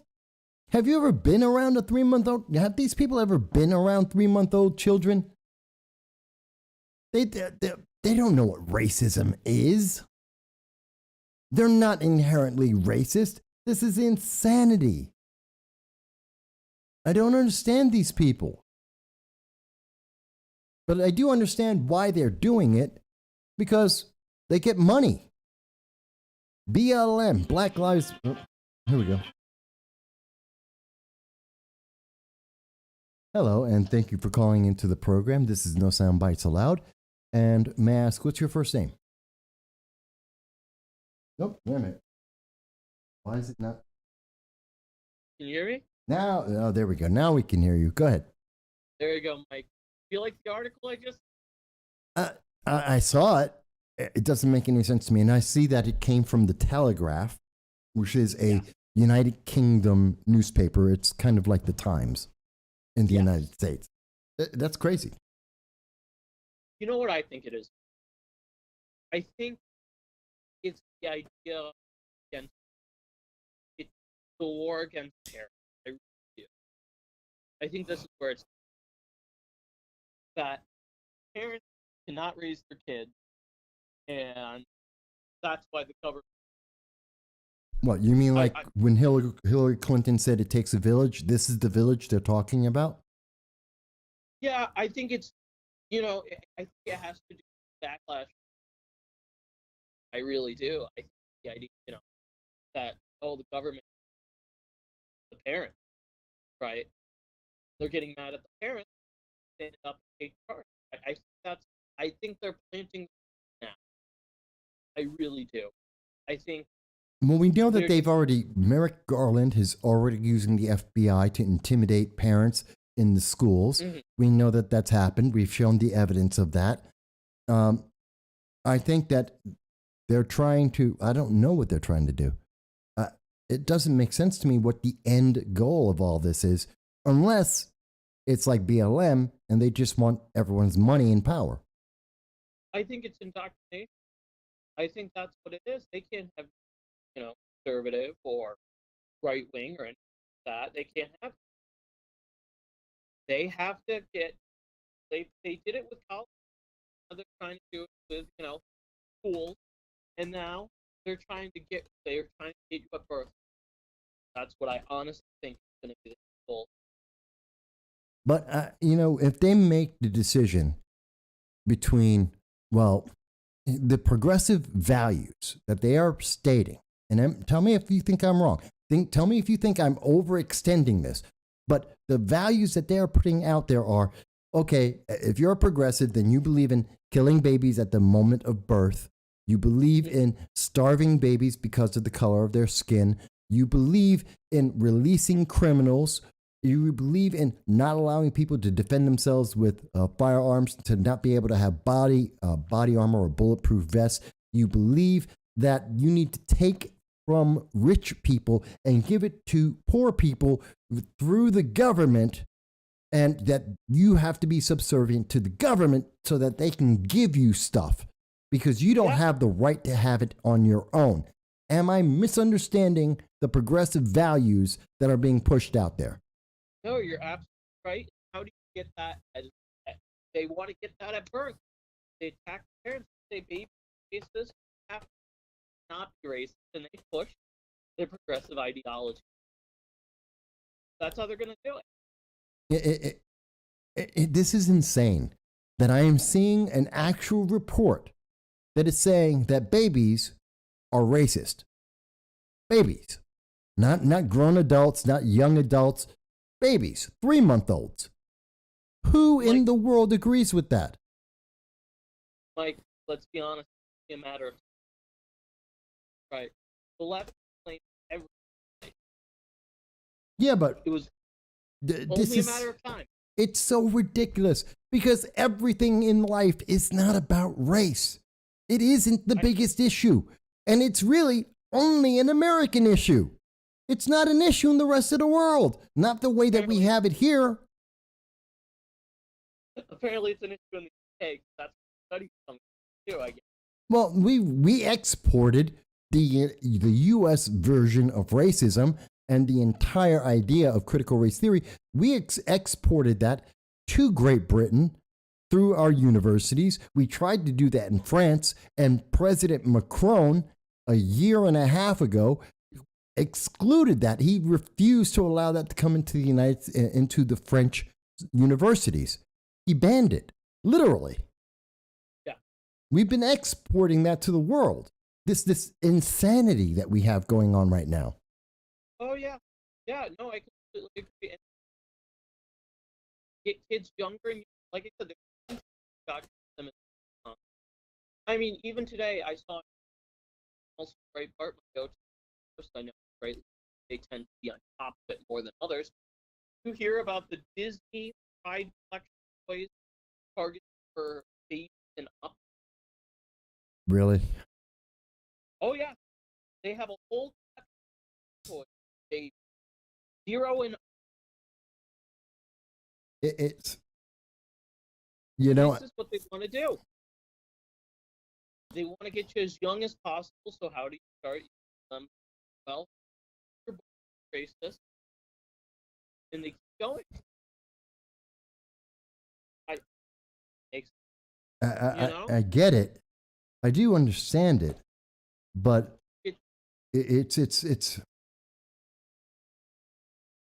yeah, it's moronic, to say the least.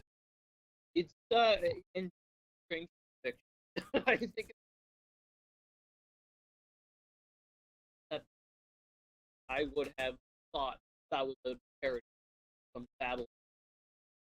No, I absolutely thought what you sent me was just a joke. Or No, they have become so they've parodied. yeah, I do not understand why. I don't understand it. It doesn't make sense to me. Well, like I said, they want to get you as young as possible.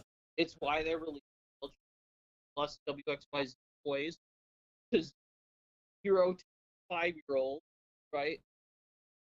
Yeah. Hang on one second. We're getting. The people are saying you're cutting out. Am I cutting out? That's what they're saying. Give me a second. Sure. Say something now. How about now? Am I cutting out? I'm hearing you fine. And yeah. Is everyone else might be hearing you better now. Okay. But there's only so much we can do here, folks.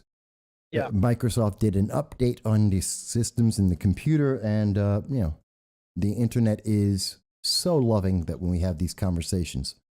Yeah, and to be fair, we're talking about very controversial topic, babies being racist and LGBT plus toys, which on the tag of them might say 0 and up. That is toys. See, there's so many levels of why this is wrong and why this is problematic that I just don't understand it. It's very, very. And we still haven't even gotten to the monkeypox, which we're going to get to. There is a monkeypox that's going, a whole craze about monkeypox, when quite honestly, folks, you shouldn't be worried about the monkeypox. You should be worried about the food shortage the White House already told us about that they don't have a plan for. That's where we should be worried about. But we're being told we should be afraid of monkeypox. Did you know that that monkeypox is a real thing? Oh yeah. I know. I've done my research on it. And did you notice the timing of it right before midterm? Well, it's coming out just before the midterms. It's coming out before the primaries across the nation, which happened almost all through the summer. So people are going to be, well, the Democrats will protect me because Republicans didn't tell me about the monkeypox because you're not really worried about the monkeypox. It's a very mild thing, but no, you notice right before mid, I guarantee, and they're warning, they do another shutdown, they want you to vote by mail. That is their end goal. Is it? Hopefully, I think so. Right before midterms pops up that everyone's warning about. Biden's warning. You know, he's raising the alarm. Come on, I mean, more HOW, more cases. The timing's way too off, and especially, I hope everyone saw 2,000 mules and all the issues with mail-in ballots. Well, we cannot speak about that too much, otherwise the channel will be shut down because I already have one strike right now. So, right. Sorry. So I have to be careful about that. We can mention, I believe that I can mention that he did it, that he has this documentary, but I can't talk about it. Yes. Which is insane. I hate YouTube. This is the freedom of speech, the freedom to be able to criticize our government. And I can't tell you about a documentary that came out highlighting issues in America. I can't even tell you what kind of issues they are.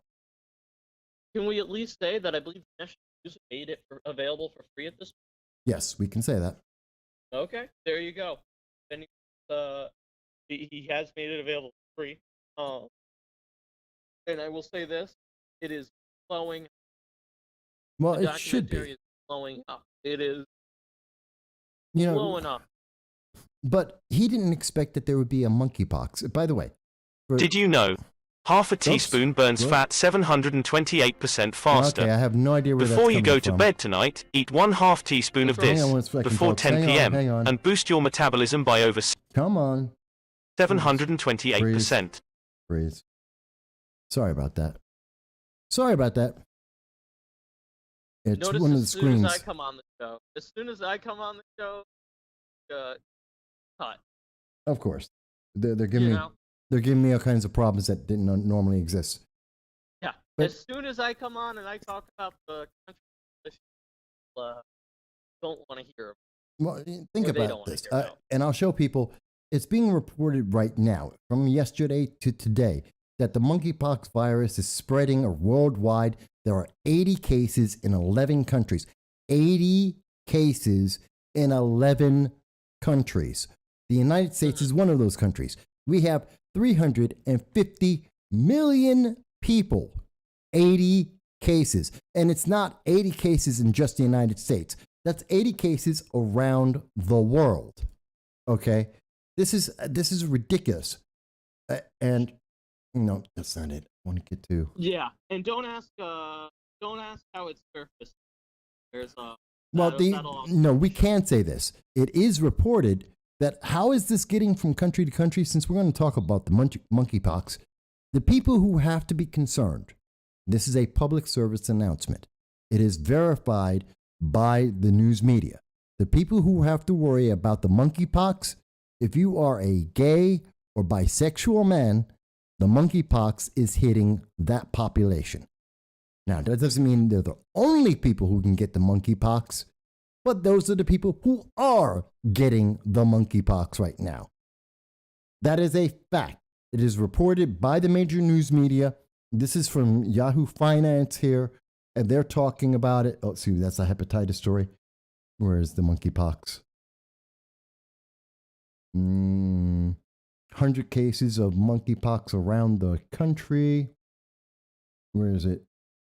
There it is. LA. Sorry. And the computer. So many tabs open. Well, yeah, I have a lot of. Do your research. I have so many stories, and I want to give you the accurate information. This is coming from NBC. I'm waiting for it to come up on the screen. And there it is. So, from NBC News, in 2003, 47 people in 6 U.S. states had confirmed or probable cases of monkeypox. They caught the virus from pet prairie dogs that had been housed near imported small mammals from Ghana. This was in 2003. We had half of the cases in the world today for monkeypox in 2003. We did not shut down the country. We did not take away anyone's rights or freedoms. There was no worldwide concern. No one freaked out. 47 cases. Today, there is one case. Okay? And this is and I love this article from NBC News because they tell you that we've had, in 2003, 47 cases in 6 states. The very next paragraph, they tell you it's the first time that the monkeypox appears to be spreading amongst people who didn't travel to Africa. Most of the cases involve men who've had sex with men, gay or bisexual men. But here's the thing. Did you notice that from NBC News? This is how they're trying to terrify you. They want you to go, well, if you read the paragraph here, 47 cases. We've had this before. It's not that big a deal. Then they say, but it's never happened before. It happened in 2003. Just the paragraph beforehand. It's right on the screen right now. This is an example of NBC trying to fearmonger you. They went from literally one paragraph to the very next paragraph, the very next sentence, and they tell you it's never happened before. Don't mind the paragraph you just read, where the case was about half as much as in the world today, and we have to be terrified of monkeypox. This is coming from the NBC News. So you can see the article, and all the links are going to be in the description, so you can decide this for yourself. I'm not a doctor. I'm reading what NBC News is saying, which is not going to protect this channel at all, and I may be shut down again. But LA closely monitoring unusual monkeypox cases, and this is the information they want you to know, updated May 21st, 2022 at 9:12 a.m. The only case in the United States isn't in LA. It's on the East Coast. And the guy caught it from Canada.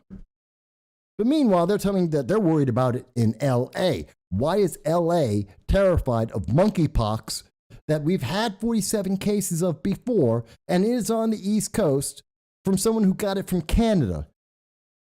And by the way, if you're wondering, how do I get all this information? I actually read what the news companies are telling us. I listen to these news stations. John, have you heard this information? I have.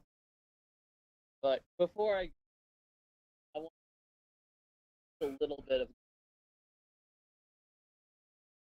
a little very. I want some good. It's always fair, but there is good. Did you hear about George Boat?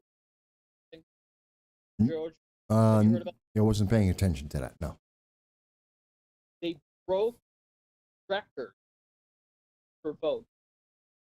They broke the votes cap. They broke record for early voting with election integrity law, which completely is shattering the narrative of voters for the left. They implemented ideas of protecting their elections, which everyone said was racist, offensive, and they broke records with the amount of people turning out to vote. So people are turning out to vote because they can vote, because everyone in the United States, if you are a legal citizen, you can vote in America. Yeah. No one's prevented from voting. Oh, that's just a fact. Jason from Bing. Yep. So I want to leave you with that you're still on the plus side. Election integrity laws will be put on the book. Protect our elections. Record turnout, destroying the left narrative. Fun.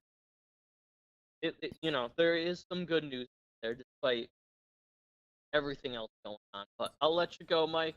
Cutting in and out, going to your audience. No Keep worries. up the show. And like I said, I think to leave you with my final thoughts on monkeypox, I less about the mandatory vaccine. It's more about right before midterm making it so or mail in. Yeah, I think you may be very, very right on that. Absolutely. So keep up the show. I'll be listening, Mike. All right. Thank you very much, John. So, folks, I want you to tell me what you think, because I think this is important to discuss. I think it's crazy that we are having a government that is telling us we've run through this problem before. NBC News admits themselves that we have been through this before. They cite the case of 2003, where we had what is currently half the cases in the world. We had that in 2003. And nobody was freaking out. Nobody cared. No one. And now they're telling us, oh, no, but you have to be terrified. Joe Biden's out there saying you need to be concerned about getting the monkeypox. Well, if you aren't a gay or bisexual man, at the moment, that's the people who have to worry. Because that seems to be where the transmission is. Because it seems, and it's transferred, now to be very clear, according to the CDC, monkeypox is transmitted by skin contact. The more skin you have exposed and contacted with someone with the monkeypox, the more likely you are to get it and to transfer it to someone else. That's what the experts are saying about it. This is how it gets transferred. So if you are having sex with someone, you probably are exposing a lot of skin, and therefore you're able to transfer it more easily. That may be why it's being transferred between gay and bisexual men. Okay, fair enough. And it could be transferred to other people. If you have sex with gay or bisexual men, you too may be able to get monkeypox. But I don't think it's nearly that rampant. I don't. And it doesn't seem like there's a reason why it should be that rampant. So, and again, this is coming from, and I can go to Politico as well. Politico also covering this story. Monkeypox outbreak. What do we know so far? That it's in Europe and in North America. This is as of May 19th, 2022. And they're telling us about it's in Italy, France, it's in the United Kingdom, Portugal, Spain, Sweden, France, Belgium, Germany, United States, and Canada and Australia. Okay. And it is affecting concentrated among gay or bisexual men. Okay, I understand that. And this is something that we've seen before. Total of 20 people in some countries. This is not world ending. This is not, we need new restrictions. Perhaps people should be a little more picky on who they have sex with. I mean, seriously, that would resolve it right there. Just be a little more picky on who you have sex with. Have a little bit less sex. Your risk is down to 0. Cut down the number of partners you have. I know, that's asking people to do too much. It's too much to have less sex with random people on a regular basis. That's just asking for way too much. How dare I ask people to have a little more choice in who they pick? If someone is filled with monkeypox pimples all over, boils all over their skin, maybe not have sex with that person. I know, that's asking for a lot. How dare I tell people how, to use their own bodies, bodily autonomy and all that, but maybe that's not one of your priorities. And that's not about being gay or being straight or being trans or being a toaster or saying you want to be a cat. I don't care. It has nothing to do with that. Again, I don't care who you're having sex with. It's not me. So that's on you. And I'm just saying, maybe look their body over first, check it out, and maybe don't have sex with everybody that you possibly could have sex with just because you can. Maybe that would help just a little bit in fixing this. It's not about vaccines. don't transmit it, and it transmits through bodily contact of bare skin. Am I saying something that is too crazy, too radical? Is this too much to ask for people to do? And again, and you're right, Dal, while they're talking about this, there's absolutely no coverage except on this channel where we have been consistently talking about children. 180 children in the United States. When we first covered this story, there were 5 kids in the United States that were suffering from this liver disease that's killing children in the United States. 9 children have been killed because of this. 180 children have had this in the space of a month that we are now aware of it. This is a big deal. 460 cases around the world. That's a big deal. And nobody's talking about that in any serious way. Yes, there's a couple of stories on it, but you're not hearing Joe Biden come out and say, hey, if your kid is having some of these hepatitis symptoms, you should maybe check that out with your doctor. They could have this disease. You're not hearing him say that. You're hearing this channel say that if your kid seems to have the same symptoms as hepatitis, go talk to your doctor. If your kid is under the age of 10, you need to check with your doctor because they could have this. It's been underreported. That's what the CDC has said, that it has been underreported. So I'm not a doctor. I'm not telling you your kid does or doesn't have it. I'm telling you, talk to a doctor, your medical health provider, and find out for yourself. And at the same time, rather than putting my trust and faith in Joe Biden and whomever in the government he plans to put in charge of this healthcare issue, I'm saying that maybe to deal with the monkeypox issue, 1, don't be around a bunch of monkeys. 2, don't have random sex on a regular basis all over the place. 2 big solutions. Have I said something too crazy? Does that make me a racist, a sexist, and a homophobe? Does that make me a transphobe? Because I'm just saying, have a little less sex. Look at the body of the person you're having sex with before you have that sex. Protect yourself. Is that too much to ask for? Because it's that simple, folks.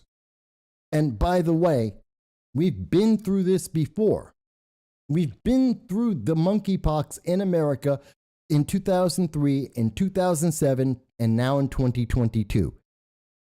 This isn't a reason to try and keep everyone locked in their homes and mailing in election votes, because I think John made a very good case that that's what they're going to say. You can't be outside. You can't be in contact with other people because you might get the monkeypox.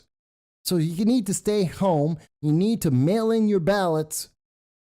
Otherwise, you'll get monkeypox, something that almost no one gets if you're not in Africa itself. North Central Africa.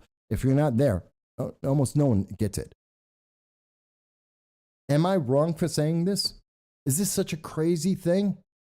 And that maybe we should spend a little more time talking about our kids who are possibly having liver disease and trying to help them get medical aid as soon as possible? Are our priorities in the wrong place? Because I can't imagine why we're more worried about a monkeypox than we are about a liver disease that is affecting 10-year-olds and kids as young as 2 years of age. Where's our priorities? I know. I'm back to priorities. I'm ultra MAGA. What can I say? I want to protect children that are 10 years and under more than I want to protect monkeypox victims. I'm sorry. Because grown men can decide whether or not they can hold back on whether or not they're going to have sex with a random stranger. But a child at under 10, they don't have as many options. They're not as well protected. They need to have a little more protection. That's what I think. Maybe I don't know. You want to tell me that I'm sexist, racist, crazy? What? Am I wrong for having that priority? Am I wrong for having the priority that I want to feed all babies, regardless of the color of their skin, that I don't want to have to rely on the government figuring out whether or not they're going to give baby food to babies and how much they're going to give one baby or another baby based on color of their skin?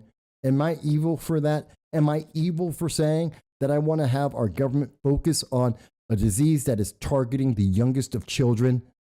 Am I evil for saying that rather than saying that I want to shut down the entire nation? I want to terrorize the entire nation, make everyone terrified of monkeypox, something that's been around the world for 20 years and has never been a threat to the general world population. Do you think my priorities are wrong? Does that mean that I'm ultra MAGA and therefore that's got to be, I don't know, evil, bad somehow?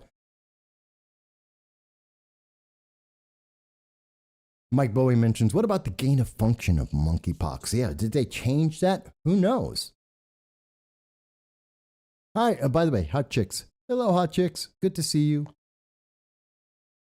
I sit and I watch these things, and I am just amazed by this information that we are being given, and the priorities seem to be so out of whack, and that's part of why they're trying to create more censorship, why they're trying to create Disinformation Governance Board, which has not gone away. Did they get rid of the leader? Yes, because Nina Jankowicz is a joke, and she always was a joke. She's a biased, partisan joke. And we still may be paying for her. By the way, the Department of Homeland Security has recognized that I sent them a FOIA request asking them, how much money are we spending, not spent, spending right now on the Disinformation Governance Board? How many contracts did we do? How many buildings did we rent out? How much computer equipment and software did we pay? How many contracts did we sign with the staff and workers that we're still paying with your tax dollars for? That in 2 months, they're going to come back and they're going to turn it right back on. They're going to go right back to it. They just want you to forget about it. They got too much attention, so they want you to forget about it so that they can turn around and shut down this channel and silence all of us so that I can't tell you that it's the fault of the Biden administration that we have a baby food formula shortage, that he has no plan for the food shortage in the fall that the White House has already told us is going to happen. It's the Biden administration's fault that we have gas that's going to be hitting $6 because of what he has already done with his policies. It's the Obama administration's fault that he transformed America into a service economy instead of a manufacturing economy. So we are dependent. We are at the mercy of other countries sending us their stuff from other countries to here as diesel fuel skyrockets, and that is causing the goods to be up. And Biden is spending so much money, he is making our money worth less because he keeps printing money. And that is inflationary. But but I'm the bad guy for saying these things. I'm the evil person for saying these things. And they want to shut down my voice because I'm a black Republican and I'm not saying the approved message for a black man. This is crazy stuff, folks.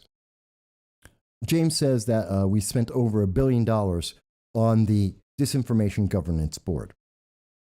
I don't know, because I asked for the Department of Homeland Security to give me an expedited rundown of all the money they spent and all the contracts that they made. They have yet to respond yet, but I have sent it, and they did recognize that I have the FOIA request. So as soon as I get an official answer from the federal government, I'll tell you. But think about it. How much baby food, if it's $1 billion, how much baby food could that have bought from Germany or from wherever else in the world? But they didn't do that. That's not the concern. They're concerned about things that aren't really of interest. They're trying to tell us that white supremacy is the problem, that ultra MAGA is the problem. That's why people are going around and shooting people, and that's the most dangerous thing in America. That's the thing you're supposed to be afraid of besides the monkeypox, besides the pandemic. besides, they have all these other distractions that they want you to be afraid of. Meanwhile, we just find out today 2 people were charged in connection with a deadly near North mass shooting, Chicago. A Chicago mass shooting. What are they going to tell you? Was that about racism as well? This is a black on black crime. And they're going to tell you that this was racist, that this is about racism too? Is this about white supremacy? Did the kids, the gangs in Chicago, did they decide that they wanted to shoot up each other because of white supremacy? Or is it because there's a fundamental problem in the way that we are teaching kids today, the values that we are imparting on children today, which is highly progressive, as we have seen from the libs of TikTok and we've seen from these liberal teachers in our school systems? Is it that we are teaching them these bad values and we are telling them at the same time that they don't have to fear any kind of prosecution? Because remember, all of the people who rioted during BLM, burned down cities, the billions of dollars of damages that were done to each city across this nation, that all got wiped away. Criminals get bail reform. They they go into jail and they come right back out. This is what we are teaching kids. There is no consequence to committing crimes. That they're focused that if you're black and you're making the crime, you won't be punished. And in fact, some people might even applaud you for it. That you have a built-in excuse, racism. And you can do this. And the government's telling you, well, we need to focus on equity. That's what we need. We need more equity in the world. No, we need more equality in the world. And we had it. And we're giving it up to get equality. And equality isn't, or equity, excuse me, we're giving up equality to get equity, and it's not the same thing, and it's not beneficial. Yeah, we're sending $40 billion to Ukraine. $40 billion.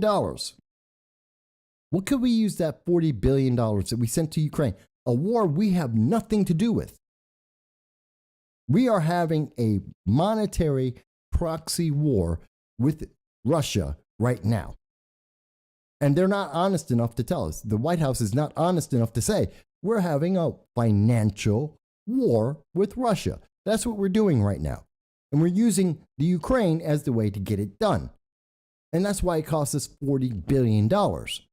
Because if they said that, if they were honest and said, well, we're having a financial war with Russia, you would have to, the answer you would say to me, I'm pretty sure, and the question in America would be, why are we fighting Russia? Why? I understand Russia is bad. Russia, I do not want to see Vladimir Putin become more powerful. I do not. I've lived in Moscow. I have seen communism. I have lived in that. Okay? Most of these Democrats and progressives that are running around telling you that socialism is great have never lived in socialism. They think socialism is like Bernie Sanders. You get to be a millionaire. They think socialism is like Patrice Cullors, where you get to own $6 million, $3 million homes, multiple homes, multi-million-dollar homes, and you get to give your brother $1 million for a job that he doesn't get to do anything with. You give your baby daddy $1 million for a job of just sitting around. That's what they think socialism is. That's not socialism. That's capitalism. That's corrupt capitalism. That's not socialism. I've lived in socialism. I've been in Moscow in 91. I've seen socialism, and when there was only one McDonald's in all of Russia. I've seen what it was when there was only one Pizza Hut there. I've seen when there are stores that are empty for 28 days out of 30 days in a month. I've seen when there's only bread for the first 3 hours of the morning, and that's at 5 in the morning. If you don't got the bread by 7, you're not getting bread for that day. I have lived in a socialist nation. I know what socialism is. A 75-year-old socialist nation. 75 years of actual socialism. I got to see what that was. And it's not Patrice Cullors. It's not Bernie Sanders. It's not Alexandria Ocasio-Cortez or Cori Bush or Anna Presley. They're not socialists. They're capitalists who are selling socialism to make their money. It's one of the biggest deceptions I've ever seen. They're selling socialism and getting rich doing it. It's the most capitalist thing I've ever seen. And it's devastating because they've sold people this rainbow that doesn't exist. And it's terrifying. It is absolutely terrifying. But this is their way to get away with all this stuff. And I know that this is all about elections. Look, and I'll give you a great example of how I can point to this. Because their focus is about the elections. Because they've been lying to you about elections for a while. Now, I'm not speaking about any one election specifically. I'm talking about the advantage that Democrats are using for themselves and how we can see that. Now, I'm not, because I know the censors are going to look at this. I want to be very, very clear. This is about the 2020 census. And using the 2020 census, we see that Hawaii, Delaware, Rhode Island, Minnesota, New York, Massachusetts, Ohio, 7 out of the top 8 states that overcounted their populations, that lied to the public, that cheated to either keep or get members of Congress. New York was supposed to lose 2 members of Congress. I had been saying that since 2016. I had done the math. We were watching. New York led the nation in the number of people running away from New York State under the now disgraced former governor Andrew Cuomo, and also under the appointed governor Kathy Hochul. People were running away from New York State for years in a row. New York State was supposed to lose 2, possibly 3 members of Congress, as we had predicted on this channel. And Joe Biden gets in. He says, count the illegal aliens, and somehow New York State was within 10,000 people of losing 2 members of Congress, so we only lost 1. And guess what? We now found out that New York State lied. New York State, according to Forbes magazine, had overcounted by 3.4%. That's about 20,000 people, more than enough to make sure that we couldn't lose what we were supposed to lose. They manipulated the public. They manipulated the numbers to get a political advantage, because all the states that were overcounting, Democrat states. It's almost every single one of them is a Democratic stronghold. They manipulated the numbers so they could have more members in Congress, so that they can have more power. And you know what? You can't do anything about it. It's not like they're going to change the numbers. They know. I just showed you Forbes from the census itself, the United States Census. We know they are wrong. They lied. And it's not going to change. Democrats bought themselves. They created 10 years of more power than they should possibly have. That they have cheated the system, and they're going to have more power than they could ever possibly have had otherwise. That's crazy. That's crazy. And these are the same people that are telling you that the First Amendment doesn't mean what you think it means. And I'm going to get to the comments in 1 second. I see your comment, Mike, and I'm going to answer it. But these are the same people who are telling us that we have to have equity.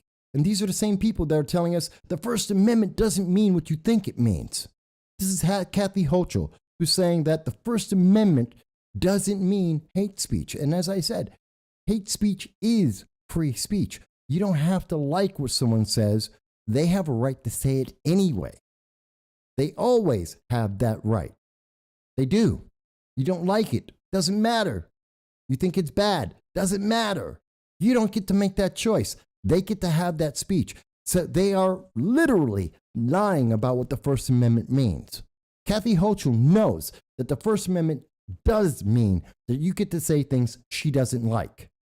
She knows that. But she's counting on the fact that you're going to say, well, disinformation, disinformation governance board. Oh, we need more censorship on the internet because I don't like that. So you don't get to say that. I'm sorry, Kathy, you are a governor, an appointed governor. You don't get to tell me what I get to say. You don't get to say that to anyone. That's why other nations around the world look at America and go, my God, look what they're saying. The people in Hong Kong, the entire government of Hong Kong got thrown into a gulag. They have disappeared forever because the country of China said, stop paying attention to America. Stop trying to be like America and have free speech. You don't get that. And they made the entire Hong Kong government, 47 people, disappear. That's a fact. They just made them disappear because the Hong Kong government said they want to be like America. In 2018, 2019, they were in the middle of the streets waving American flags, singing the national anthem of the United States, saying they want free speech. And Kathy Hochul is here now saying, well, no, that's not right. No, you don't get that. You don't get to have that because that's hate speech. No. You don't get to say anything. Kathy Hochul wants America to be more like China. She wants America to be more like China. Meanwhile, Hong Kong and the rest of the world want to be more like what America used to be like. Meanwhile, Democrats are out there trying to game the system to get more of a benefit, as I have just shown you. Let me get to the comments. So down, Mike Bowie mentions that perhaps the $48 billion that went out to the Ukraine, who knows how much of that might have gone to the big guy? Who knows what kind of deals that Hunter Biden has that we have not investigated because we had delays because the Biden-Harris administration don't want to look into it because Merrick Garland wants to has the FBI investigate parents rather than looking at the laptop because the New York Times takes 2 years to even notice that the laptop is real. So who knows how many deals Hunter Biden made, and you may be right, Mike Bowie. There may be deals with Ukraine giving the big guy, whoever that could be, Joe Biden, and giving him 10% of the money. Could be. Could very well be. Mike Lurie, I'm glad to see that you're here with us, and I know I've been talking a lot, but I did want to mention I see you too. And Hot Chicks, again, thank you for the compliment. I saw that too. Dow Grimm says, these protesters of socialism think that being the core of the party, they can enrich themselves and enslave the masses. And I think that's truly what they're doing because we're seeing that. Patrice Colors is an example. Bernie Sanders, Alexandria Ocasio-Cortez, Jeffries out of New York, Cori Bush, Anna Presley. These are all people who have gotten massive amounts of wealth that have become millionaires, if not multimillionaires, and they think that they're going to keep that power if we go into a socialist, if they get their wish and we become a socialist nation. I honestly will pose to you, they don't want America to be socialist. They just want to be capitalist selling socialism. They don't want to change the system. They just want to make money off of people thinking they're going to change the system. And that's what's giving, and Democrats are getting elected because people think they're going to change the system and somehow this new change is going to be better for them. And I'm telling you, it's not. Look at what they are actually promoting. None of it is better for anyone. No one improves under what is being offered. Not one. But they're using you, and they're playing this for a game. And I'm going to get to your comment, Mike Bowie, about Claudia Tenney in the 22nd District in just 1 second. But I want you to understand, when I say they're selling this on you, Eric Adams is looking to run for the White House in 2024. Eric Adams became mayor of New York months ago. He's been there, 5 months? He just became the practical progressive mayor of New York 5 months ago, and he's already looking to run for the presidency. By the way, why would anyone want to vote for him? He walked in saying he's going to make New York City safer. It's not. It's more dangerous. That is a fact. New York is more dangerous since he's been in charge than before he was in charge. Crime has increased. Violent crime has increased. He's talking about he wants to have a gun unit, an anti-gun unit, to try and get the guns in the city when people are being robbed. And he doesn't want to fix the robbery. He doesn't want to fix the reason why people are committing the crimes. He wants to take away the guns, which is just a symptom. That's cosmetic. It doesn't answer the problem. Eric Adams is the man who is on record saying that he believes in abortion up to the moment of birth. That's not a joke. That's not out of context. There's video of him walking along, and he says he believes in abortion up to the moment of birth. This is something that the overwhelming majority of Americans do not agree with. And he thinks that his views of bail reform, his views of punishing citizens instead of criminals, that his views of late-term abortion, he thinks that's going to make him president. And he thinks he should be there as soon as possible. He's already willing to give up on the people of New York City. This is Democratic politics.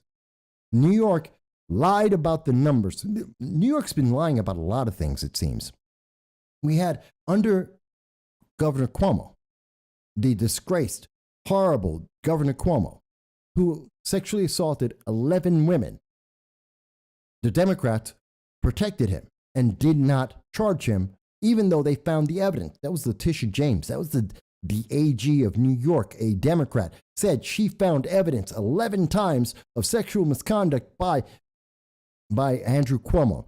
It was so real, the evidence was so present that he had to resign in disgrace. It was Andrew Cuomo who killed 16,000 New Yorkers because of his policies about the pandemic, and he covered it up because he knew he would be in trouble with the FBI as well as the public if we found out. 16,000 people that he killed. 16,000, and he covered it up. And we know that because his secretary is on record for telling the Democratic Party of New York, which controls New York, his secretary told them that he lied, that he made a cover-up, that he killed 16,000 people. We know this. And he's clear. No crime. This is what the Democrats did.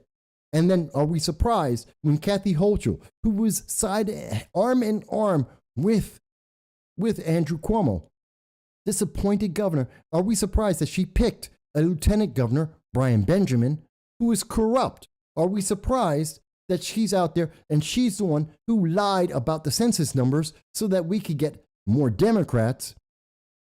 And that she and the New York State Legislature, which are Democrats, drew unconstitutional lines, districts, so that they would have an unfair, unconstitutional advantage in elections, nullifying the votes of you and me. This is what Democrats do. And we can see it so clearly because New York State, and like California, like Illinois, like Maryland, they're not afraid. They don't have competition. New York State is bluer than blue. California is bluer than blue.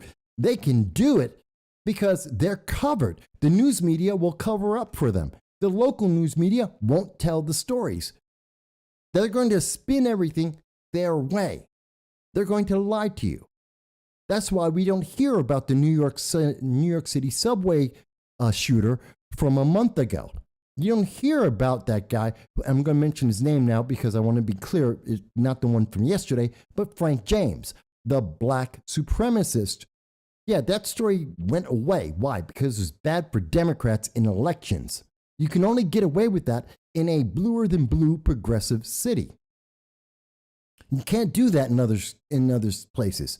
You can't do that in Texas. You can't do that in Georgia. You can't do that in Iowa or Kansas. You can't do that. You'd never get away with it. And you shouldn't. But they're getting away with it because New York State is bluer than blue. And they are trying to make sure that they have as much power as possible. And they don't mind lying to you or changing priorities and telling you that no, it's important to be able to kill babies and late-term abortions, which New York State supports. No, it's important to make sure that we give cans of baby formula, and we give 4 cans to poor people, and we give 2 cans to rich people, and we separate it by people's color of skin, that we increase the amount of net racism in the world with critical race theory and teach it to our children. This is what they support. And if you want to tell me that you are a progressive, this is what you are supporting. The corruption that we are seeing surrounding us. And there's no way to say it otherwise. Patrisse Cullors is corrupt. That's why she has 6 homes, each of them about $1 million apiece, at least. That's why Bernie Sanders he owns 3 homes, a couple of them worth a couple $1 million. He's a multimillionaire. Alexandria Ocasio-Cortez owns a Tesla, $75,000 car. These are corrupt people. We can keep going down the list of people, down. Nancy Pelosi has owned over $250,000 in wind energy at the same time that she's saying that we need to increase the amount of wind energy in America. Gee, do you think that's a little corrupt? Do you think she's getting a little bit of a benefit off of that? Let me get back to some of the comments. Now, Mike Bowie, you mentioned that we could lose the New York 22nd District, which is my good friend Claudia Tenney. And I make no bones, I'm very upfront about the fact that I've known Claudia Tenney for 9 years now, and I've supported her in several elections, and I continue to support her. She is a Republican, she is a congresswoman, and I think she's doing a great job. And she is a personal friend of mine. I'm not ashamed or worried about saying that. I support my friend Claudia Tenney, just like I support my friend Larry Sharpe, and he's a libertarian. I know him. I know what he's done. I support him too. So, could Claudia Tenney, there's a new version of the New York 22nd District. And Claudia Tenney she's getting the old people. People are popping up out of the woodworks. Steve Wells. People are saying, who's that? Well, this is a guy who you've never heard of before. Steve Wells he's co-owner of American Vending. He's a Republican. He does volunteer work for the Republican Party of New York State. Steve Wells, no one knew who he was. He popped up in 2016 just in time to try and run for the New York 22nd District against Claudia Tenney. And he lost. He lost by, he only got 34% of the vote. Claudia got like 50%.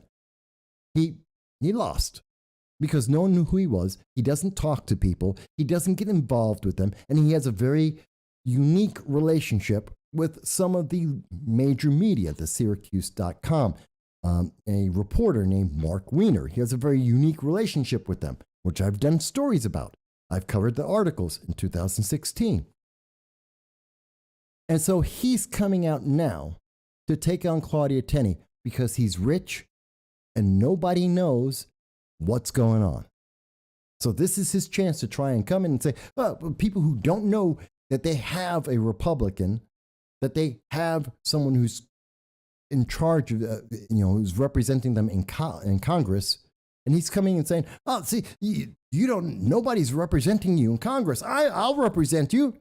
That's what Steve Wells is doing. He's an opportunist. He's no better than Alexandria Ocasio-Cortez. He's no better than Patrisse Cullors. He's no better than Bernie Sanders. He's an opportunist. He's using the confusion for his advantage. And the only thing that could cause Claudia Tenney to lose is the fact that people don't know Claudia Tenney is still representing them, that she's still in charge of Oneida and Oswego, that she's still got those and part of Herkimer, that she's still representing them in Congress, excuse me. And people don't know that. And that's the danger that she has. I don't think she loses because people don't know her or know that she's doing her job. It's that they don't know what district they're in. I'll give you a great example. Right now, the New York 19. I'm now in the New York 19. I used to be in the New York 22. Then we had the Democrats cheat and try and gave God knows what they were trying to do. And now we have new set of lines, which Jerry Nadler is upset about. Jerry Nadler is very upset about this. So I should have Antonio Delgado as a member of Congress, except Antonio Delgado abandoned all of the people, 720,000 people in the New York 19th district, and he became lieutenant governor. And so we don't have anyone anymore. That's crazy, isn't it? Because the Democrats are running all over the place. They don't know what they're doing. They're just trying to get whatever job they can get. They're going crazy. I'll give you an idea of what I mean.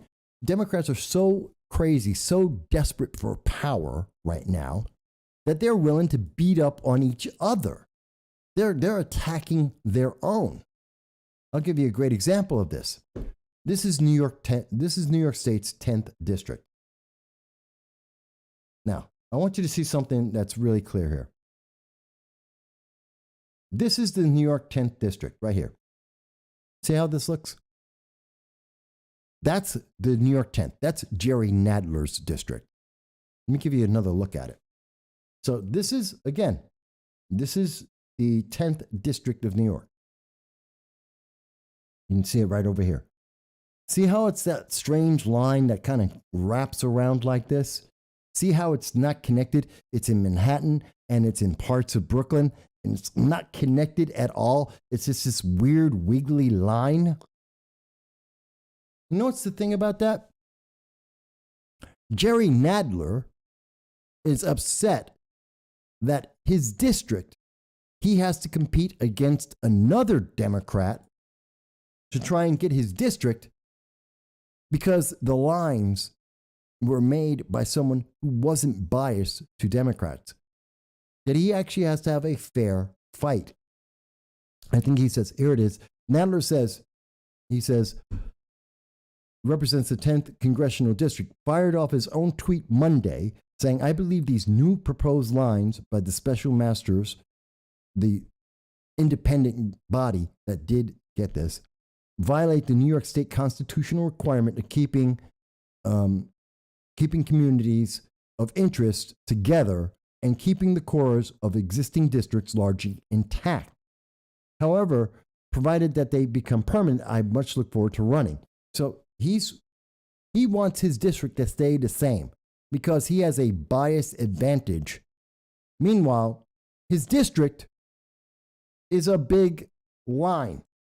This is his district. He wants to keep this intact because he's saying that, everybody's the same here. It's stupid. And he's willing to take down Maloney, who's another Democrat, to be able to protect his power.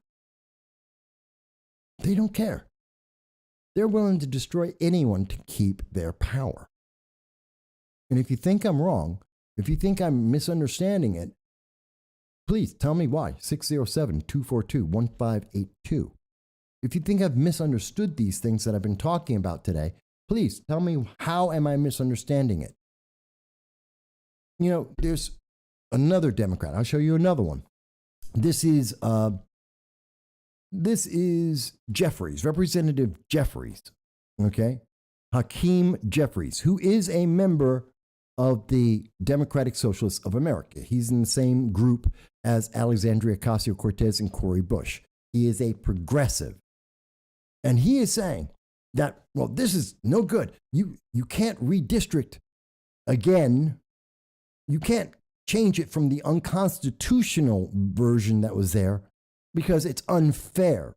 And he says that the meeting that helped make the new lines that Democrats hate because there's no advantage for them. They don't have an unfair bias. It's not an unconstitutional bias for Democrats in New York State. And they're upset about that. And Hakeem Jeffries said that the debate about this happened in Steuben County, which is 250 miles away from New York City. And Representative Hakeem Jeffries said, you can't get there by plane. There's no train. The bus, it takes 10 hours to get there. If someone makes it impossible for you to be heard, chances are they don't want you to be heard. In other words, racism. It's racist because even though he's in the city, this is happening in upstate New York and no one in the city could get there.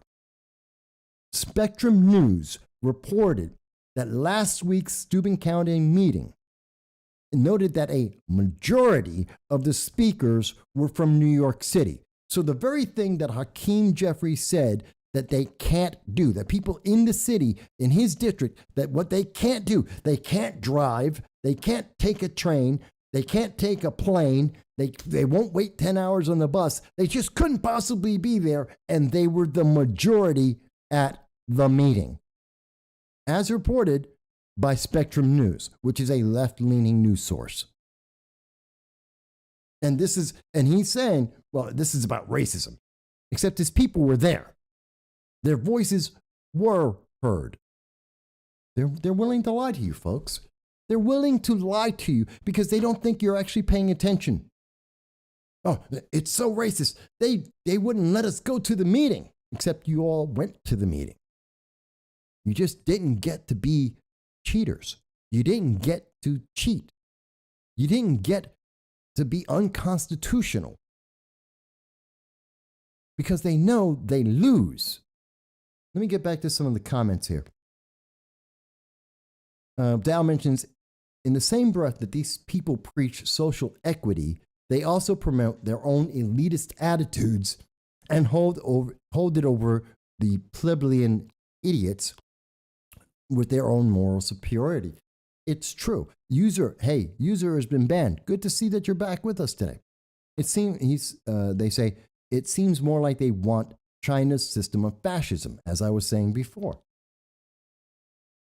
It's crazy that we are seeing this, that I'm showing you examples over and over again where they are saying, oh, but you're making the system fair. You're making it even. And they're saying, no, we've got to corrupt the system. We had a corrupt governor. Then we got a corrupt lieutenant governor. And we cheated on the census. And we're cheating on the congressional lines. And they're complaining that they got caught cheating on the congressional lines and they don't want to have a fair fight. And the answer is racism. Because everything is racism. If you have a 3-month-old baby or older, it's racism. That's it. This is crazy stuff. And I showed you the article from the Telegraph in the UK where they're saying, 3 months old, yep, you're a racist. You're a racist at 3 months old. This is what the United Kingdom, this is what progressives around the world, this is what they're trying to tell you. They're distracting you. This is all about power. That's why we have people talking about a monkeypox that isn't going to affect 99% of the world. The world. 99% of New York State, 99% of the United States will never be bothered by the monkeypox. It's not an issue. It's been here before. It wasn't a problem then. There's no reason to think it's going to be a problem now. No reason. None. But they want you to be scared. They want you to mail in ballots. And I have to tell you, we've seen New York State incorrectly, fraudulently put in census numbers that included illegal aliens, not United States citizens. So that's a double fudge on those numbers. They've drew unconstitutional lines for their advantage in voting, nullifying the upstate New York voters. They're complaining now about the new lines that are more neutral. Why do we trust that when they tell us because of the monkeypox, you can't go out and vote, so you have to mail it in? Why do we trust that they're not going to mess with that system too? They're messing with everything else. They're messing with everything else. And I have to be careful how I word this because, it's the internet and they will shut this down because I'm saying this. But I'm asking you, do you think I'm right? If you think I'm wrong, tell me. If you think, Mike, that just doesn't make sense. No, I don't see the connection. Okay. You think, oh, no. Even though the Democrats in New York State that control New York State, even though they've been corrupt in the governor's seat, they've been corrupt as lieutenant governor, even though there's corruption throughout the entire state, even though we've seen them use that corruption to advance the agenda of certain Democrats and progressives. No, they won't. Even though we have evidence of all of that corruption, they're not going to be corrupt when it comes to 2022 and mail-in ballots. Do you really believe that? Does anyone really believe that? And if New York State is doing it, do you mean to tell me you don't think California is doing it? You mean to tell me that you don't think Illinois or Maryland, all the bluer than blue states, you mean to tell me you don't think they're doing the same thing? Except they don't get as much news stories. They don't get as much attention as New York State does, as much as New York City does. And remember, New York City, on top of all of that other stuff, they also gave 800,000 non-citizens the vote. They can vote too. You don't think that's corrupt? I'm asking you, do you think that sounds like a corrupt setup? And now they're going to tell you, but it's monkeypox. You've got to mail in your ballot. They're going to tell you, gas costs too much money. It'll be $6, $7, maybe $8 a gallon. You can't afford to drive over and to be able to vote. Mail in your ballot. You're busy trying to get, with the gas that you do have, you're busy trying to drive around to get food for your family and food for your baby because we have a food shortage, and the Democrats never made a plan to help you. So you're too busy trying to get food for your family. Mail in your ballot. You can't afford your car payments because inflation is eating up. You didn't even get in. Your company is barely struggling to stay open. You didn't get a raise, but inflation is at 11, maybe 15%. We're in a recession, possibly a depression, possibly a stagflation. We've got 11, maybe 15% inflation. You can't afford to do anything to not be at work. You've got to put in overtime if you can get it, just so you can pay your bills because your electric bill went up 24, 35%. On top of your food going up 35, 45%. Mail in your ballot. And you trust that these same people who created this entire scenario, that have done all of this corruption that I am able to document and I am showing you today, and they are ambitious as hell. They're already imagining themselves getting brand new positions with even more power, like Eric Adams, the practical progressive, who is already planning on running for president. He's already abandoning New York City to be able to run for president. These same people, well, you trust them to count your mail-in ballot, don't you? Because they'll do that fairly, right? So let me get back to some comments. Hot Chicks is back and mentioning, you're in a conversation with Hot Chicks, okay? Hot Chick says that monkeypox is racist.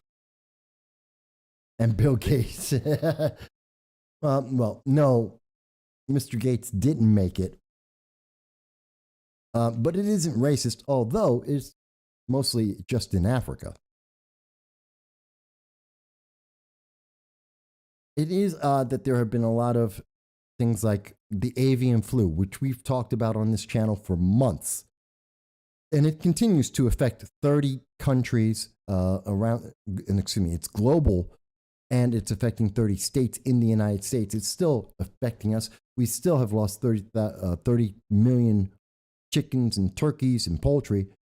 And it's affected at least 3 people in the world, at least 2 in the United States and 1 in Russia. It used to be rare. Not as rare as it used to be. Lots of reasons why. I'm trying to show you things, folks, that just don't make sense to me. And we're listening to these guys, and they're telling us over and over again, the problem is something else. I mean, the problem, we were told, let's look at Pennsylvania. Here we go. ABC News, Channel 7, Los Angeles, New York. 9 people shot, one fatally in San Bernardino, reported today. Today. Remember, racism is the biggest problem that we have in America. This was, and this is best, oh, here it is. The San Bernardino Police Department will be working not only to identify and arrest the suspects, but to shut down the business. These kids went to a after party, a graduation party from high school, and there's a shootout in San Bernardino. Was that racist? No. No, it had nothing to do with racism. Nothing to do with racism. But racism and ghost guns, that's the problem. It's not that we taught our kids bad morals and we've given them bad examples to follow. No, that's not the problem. The problem is that these kids, well, guns magically wind up in their hands and they just magically shoot them off. And it's all about racism because it's racist. In San Bernardino, when we see black on black crime is the main 90% of all black deaths come from black on black crime. Oh, I should say all of the homicides in America, 90% of them are black on black crime, most of it because of gangs and drugs.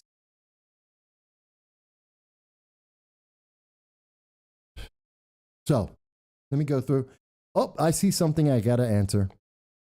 The Disavowed podcast says, I can't believe what Trump has done to this country. Disavowed podcast, you're new here. I've not seen you before.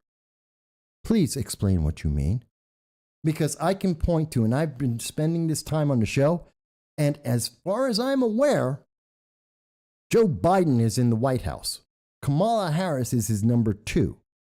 Democrats control the House and the Senate. Trump has nothing to do with any of this.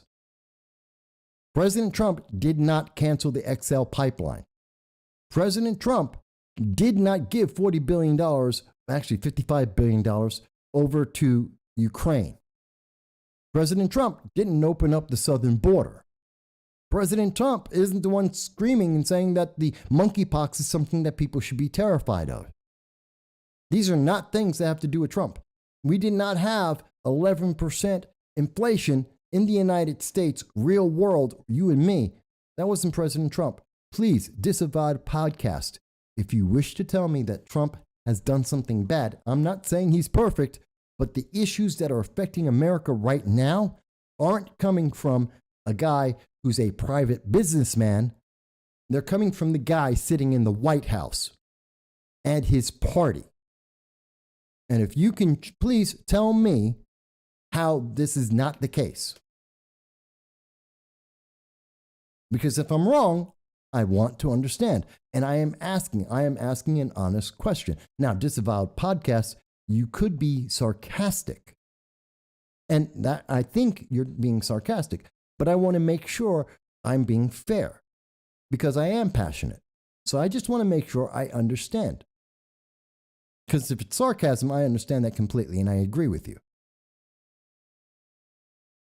But I can see this. We're seeing this over and over again. And it doesn't make sense when we stop to look at what they are doing. And again, I'm showing you the evidence. This is the evidence that comes from the left-leaning. I am going to left-leaning sources almost exclusively. So, Disavowed, thank you. I thought you were being sarcastic. And please, don't take me wrong. I get your sarcasm. But I want to make sure that I make it open for people to comment. Because if someone saw it and they said, well, see, because what I would hear from the left, any progressive that's watching this, like the progressive leaders of tomorrow, they would watch this and they go, see, someone was saying that they didn't agree with you and you ignored them. You're just silencing them. And that's why I pointed you out. That's why I pointed out that comment, because I thought it was sarcasm. But I want to make sure that when the progressives see this, they don't go, see, you're just a racist. You're just a sexist. You're just a right-wing. You're just right-wing and conservative, and you don't listen to people, and you silence people. And that's what they say. That's how they try and use that. And they'll use that clip going, see, you didn't do it. And that's why I brought it up. So that they can't say, oh, well, he was being sarcastic, obviously. Hey, Lynn. Lynn's with us too. Wow, everybody's here today. It must be because it's hot and raining. Yes, it is starting to look like California. It's kind of feeling like it's California. And it's crazy. It is crazy that we are listening to people who are trying to tell us, well, you have to be shut down. Kathy Hochul's up there and she's saying, oh, this is hate speech. You can't say that. Yes, I can. Newsflash, it's called the First Amendment. Not only because I am a news media, I am recognized news media, but also I'm an American citizen. It's called the First Amendment. Yes, I can say things you don't like. Kathy Hochul, appointed governor, someone who's so corrupt, so surrounded by corruption, you worked for a corrupt governor and hired a corrupt lieutenant governor. Richard Welton, yes. Darrell Brooks, who is responsible? Darrell Brooks is, and I don't like to name the mass killers. They're deranged individuals, and they look to get their attention by getting their name out there. So I don't normally mention them. But you're right, Darrell Brooks, this is the guy with Kusha. He's the guy who ran over people because of black supremacy. There's the guy, the New York City subway shooter from last month, who is a black supremacist. See, they're promoting this. They're dividing America, and they're promoting this. And they're doing it all so that they can get elected, because we're afraid of this. We're terrified of this. And they want to shut down people's voices so that we cannot speak, so that they can say whatever idiocy they want to say, like the First Amendment doesn't cover hate speech. Yes, it does.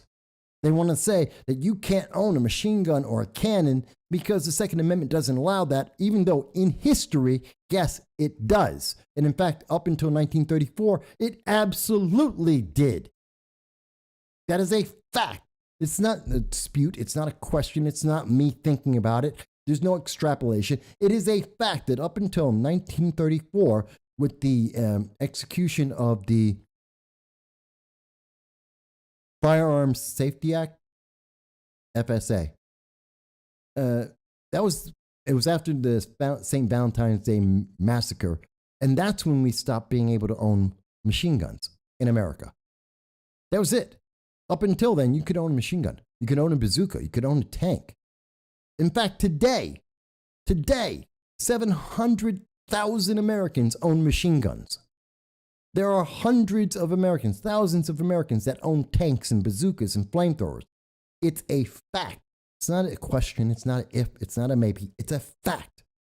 There are 34,000 machine gun owners in New Jersey. 14,000 people own machine guns in New York State alone. And that's not a danger. It's not a problem. That's an actual assault weapon. It's a machine gun. 14,000 people own them in New York State. Not anyone uses them. They want to tell you that New York State is completely racist. Wait a minute. New York State's racist, but Democrats have controlled New York State since the 1950s. We've been losing population since 1956. Consistently, that's the census, that's the data. Since 1956, New York State has been losing population every year. We've been losing members of Congress since the 1960s. Democrats have had complete control of the Assembly, the state Senate, and Congress in New York State, and mostly the governorship in New York State. They've run it to the ground. So has California. So is Illinois. So has Maryland. But yet, it's the Republicans who are the ones who are the problem. And by the way, you got to be terrified of that monkeypox. Because there's one case of monkeypox in New York, in America at this time, and the guy who got it from Canada.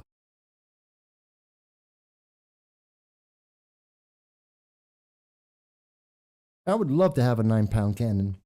I would love to have any cannon for. You can get it. It's a federal license. You just have to get a federal license, and you can get a cannon. That's a fact. Democrats don't like to tell people that. But this is where the progressives are leading us. This is where we're getting it. We're saying this to people in the United Kingdom. We're selling our racism around the world. And the Telegraph is telling us, as an example, that the answer is coming back. Progressives are telling us that children as young as 3 months old may be racially biased. So if your baby makes it and the progressives don't convince you to try and have an abortion up to the moment of birth, 3 months later, that baby is now a racist.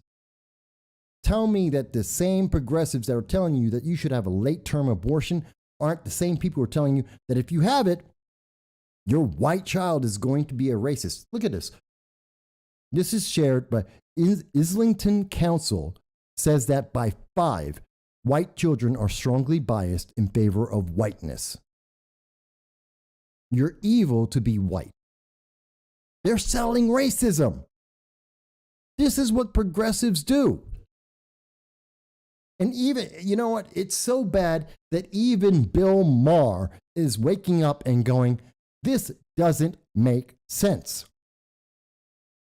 His statement here is, never forget, children are impressionable and very, very stupid. And we are selling them racism and separation and division and hate based on politics to advance the agenda of a small group of progressives. Not Democrats as a whole. The splinter group, which are the progressives, they are small. They're a tiny group of people with really big mouths. And they are in control of Hollywood, even as Hollywood is running around. And we are seeing that Hollywood, these progressives in Hollywood, are some of the worst people that we could possibly see. Harvey Weinstein, this guy. We're seeing that the progressives are as bad in Hollywood as they are in politics, and they're telling us that we're the problem. Somehow we're the problem. We have screwed up because we're not as bad as they are. You know, it reminds me that when I went out and protested at SUNY Broome against the critical race theory, which is increasing the net racism and racial division in New York State in the southern tier, when I went out and protested at, the reason why the SUNY Broome faculty decided to try and get the police to silence me, to try and intimidate me, is because they were terrified I was going to use the very same tactics that they use against everyone else. These progressives are terrified that you're going to do what they do because they know it's wrong. Because it's wrong to say that a 3-month-old baby is racist. It's just wrong. There's no justification for that, except that you're trying to turn people. If you're saying that a baby at 3 months of age, as the Telegraph is reporting, that progressives are trying to say that a 3-month-old baby is racist, you are just trying to divide people and separate us and make people hate other people. That's the only reason why you would try and convince people that a baby is racist. And I'm showing you the evidence that they are saying this. I'm showing you from the left-leaning sources that they are saying this as they try and convince you that it's okay to have late-term abortions and that you shouldn't have breastfeeding. Hey, Lynn, please answer this for me. Did you ever consider that the main reason why you should not, that the majority of women should not breastfeed, not a minority of women that do not have the ability or have difficulty, but the majority of women should not breastfeed because they will lose their bodily autonomy, and because the majority of women will have to pay for breastfeeding classes and for lactation consultants. The majority of women, not the minority, not just a few that have issues, the majority. Lynn, hot chicks, all the women, tell me. I was going over it earlier in the show. I know you're watching right now. Do you think that makes any sense for the majority of women? I don't. I think they're just trying to convince people to scare them to not have babies. It's not just because there's a baby food formula shortage, which is happening ahead of a global food shortage, which is already affecting Sri Lanka. They're just trying to find another way to convince women that they should have an abortion. That's what I think. That's why I think that Vox came out with this article telling the majority of women, not a small group that have difficulty breastfeeding, but that the majority of women should never consider it as an alternative to baby food formula because it's too difficult. There's too many problems. And you know what? Just to save you all the headache, just abort the baby. That's their messaging to the majority of women, not the minority that have issues, the majority of women. And I think that's wrong. Let me go back to some of the comments here. So I love that we have so many people. Richard Welton has been mentioning that he's watching the program today. I thank you. I'm glad that you're here with us. Oh, we got a call coming in. Hello, and thank you for joining us. This is No Soundbites Allowed. I'm your host, Michael. And may I ask, what's your first name? Jason. Hey, Jason. What's up? Hey, I was just going to touch on a couple things. One thing is that, I was, like really trying to figure out what are they, trying to say about breastfeeding. And it's like, it's like this. Okay, so you don't have availability of formula. Oh, wait a minute. Before you go further. Sure. Are you a parent? You've mentioned before, I think, but are you a parent? Yeah. Okay. So do you have a wife? Yes. Is she a woman? Yes. Good enough. Okay. Just so that, again, they will attack us if we don't make these things clear because doesn't matter. Yes. Go on, please. Yeah. I'm not really even arguing the point of, about the, breastfeeding, itself or what, but it's bottom line is that there's just a complete lack of food. And I don't even understand what Vox's, point they're trying to make. You're saying, well, you know what? You can even have kids at this point because, you're not going to be able to feed your kids. Too much work, to breastfeed. And there is no formula, available. And that means that you can't have kids now. As you were saying, well, that means that everybody have a portion. And, it's interesting, though, because you see this circular thinking, when it does come to, kids, and families and just population in general. And that's what the left does, anti-human.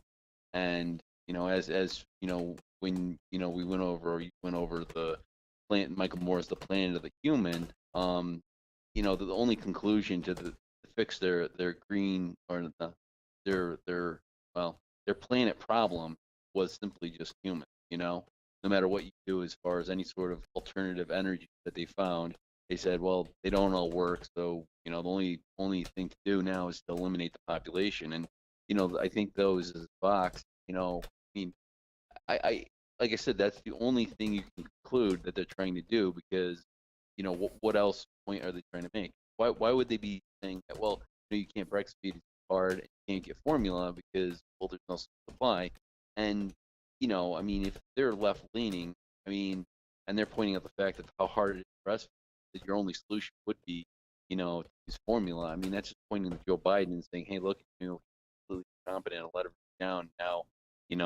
Kids are starving because of his fault. You can't have kids right now because there's no formula because of Joe Biden, and that's obviously the left. You would think that wouldn't be their angle, not unless they're actually doubling down to try to get rid of Biden.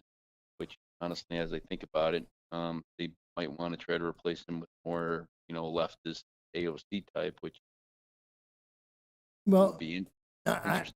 I think that these are all, they have so many things going on. Remember, we've started, everything is a temporary. So racism was an issue because of KBJ, Ketanji Brown Jackson, who's now Justice Jackson. It was about racism. Mind you, it's about racism that's why she got the job, because she's black and a woman. That's why she got the job. The new press secretary is a black woman. That's why she got the job. They're emphasizing racism at the same time that they're saying, oh no, but we need to have abortions, which affect black people more than anyone else in this nation. And they want to make sure that continues, even though they're saying, well, we're also in favor of black people, but we're not going to help when it comes to getting to the root solution of black on black crime, which is the biggest issue that black people face in America today. It isn't white people, it isn't racism, it's black on black crime. And they don't want to deal with that. This is about power, and they're using all these other things to try and distract us. They distract us with the word racism. They distract us with the term, you're an Islamophobe, you're a sexist, you're an ageist, you're a homophobe, transphobe. They try and scare us with these words so that we're silent and we obey and we only do what they want. That's what I see. Am I wrong? No. It's interesting, though. You have to question whether they're hitting the target with anything. Like they're throwing all these different angles out constantly. Well, if you listen to Twitter, and they do, they think they are hitting it. But we know, as Twitter has admitted, Project Veritas and so many other sources, they've said they're not about the First Amendment. They're a closed system of leftist voices, and that's all they listen to. So they think all their friends are hearing them and agree with them. They think they're right. Yeah, and so, and then that just makes you think. You're Twitter was shutting down any conservative thoughts. They're only hearing one. Then you have that ministry misinformation, which ironically is funny how whatever they're doing now. I mean, they had a I don't know, design it or something. They put it on hold because, boy, the rollout of that apparently is far more destructive than they anticipated. Well, the only reason they could have shut it down temporarily because the messaging on it honestly was a disaster, which I don't understand how any other way that they thought that was actually going to work out the way that they put it out, because there was no logic to it. And at some point, like I said, I'm desperately trying to actually think of what is their angle. What is, I mean, granted, it's about the power, but they're losing power left and right. They're losing massive amounts of public opinion. I mean, majority of the Democrat Party itself is getting demolished. And it could be that maybe the radical left got their hands on to purge any sort of moderate and take complete control over the party and run it their way. But as in doing so, I mean, they're the radical progressives that you mentioned are really very small minority. So they're going to purge out everybody out of the party. I mean, they're going to have what, 20%? They are. No, not even. They only make up 7% of the Democratic Party.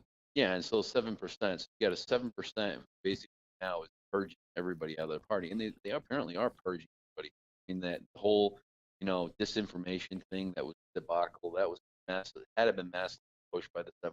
Now you got the things talking about breast that again that's coming out of the mouth of 7%. Like, I, yeah, it's nuts how they're pushing that. But you got on that topic with obviously breastfeeding, so I have every said chime in on it, but That's all right. It's okay to have an opinion. That's why we're Americans, because we have opinions. well, the thought, the line of all what I wanted to talk about was just the oil and the gas situation Okay. that we're dealing with. And I projected when we were talking back in February, I was looking at some stuff and I was looking at stock and I was looking at other futures and I was looking at companies. I was saying, boy, this is going to be really bad. And my prediction, where I was saying, well, we can get up somewhere in the country by the end of December, $9 an hour, and that was based on the fact that it would be $9 if we were still in that conflict with Russia, But the thing is that my thought was maybe the supply chain would have been messed up because of Russia. But I'm starting to see though is that Russia's oil is going somewhere, and it's going straight to China. So as far as the overall supply of all product in the entire world, I don't think there is anything lacking because of the situation with Russia. I just think it's redirected into China, so China's going to buy it from somewhere, and if they're not buying it from the rest of the world market, they're going to take it from there. And so it's just a redistribution. And the one thing that points to the fact of doing that, look now, is that the Russian ruble is now at a higher value than it was before they actually invaded Ukraine. They're actually in a better, I don't wouldn't say they're in a better economic position, but their ruble is stronger, so that puts them in a very powerful position. And it really just throws the entire sanctions right in the rest of the world's face, because now we, or Americans in the West, have less economic influence when it comes to Russia, and so this actually weakens our stance in the entire world rather than strengthen it with the sanctions. So the sanctions completely were a failure and a disaster up to this point.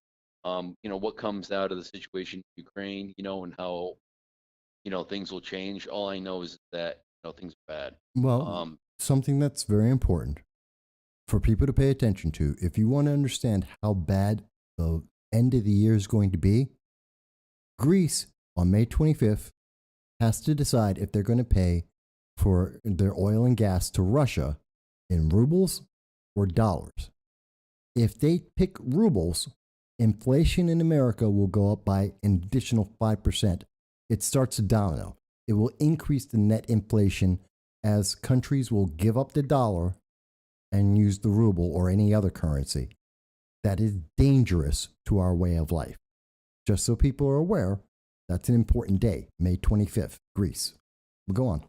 Yeah, well, one thing about the dollar that I think it's the dollar on the economic scale. It's actually fallen a little bit last week, so it's gotten weak. But what was happening, even with all this massive inflation, our dollar was actually value. So not only did we have an increasing, dollar, but we also had, an increasing inflation at the same time, which just really disastrous. Now that we are starting to see maybe possibly a little dip in the dollar, and as you're saying, if Greece does what they do, you'll see even a further, dip in our dollar. And really, it depends on where people are going for their money. If they stop exchanging, their currency for the U.S. currency, then yeah, our and then they start to go to Russia's, that's going to prop up Russian ruble even higher, and that's going to drop our dollar, as you're saying. But as it is right now, is like you know, it's kind of what they're saying. It's like the race to the bottom. So a lot of countries are still using the United States,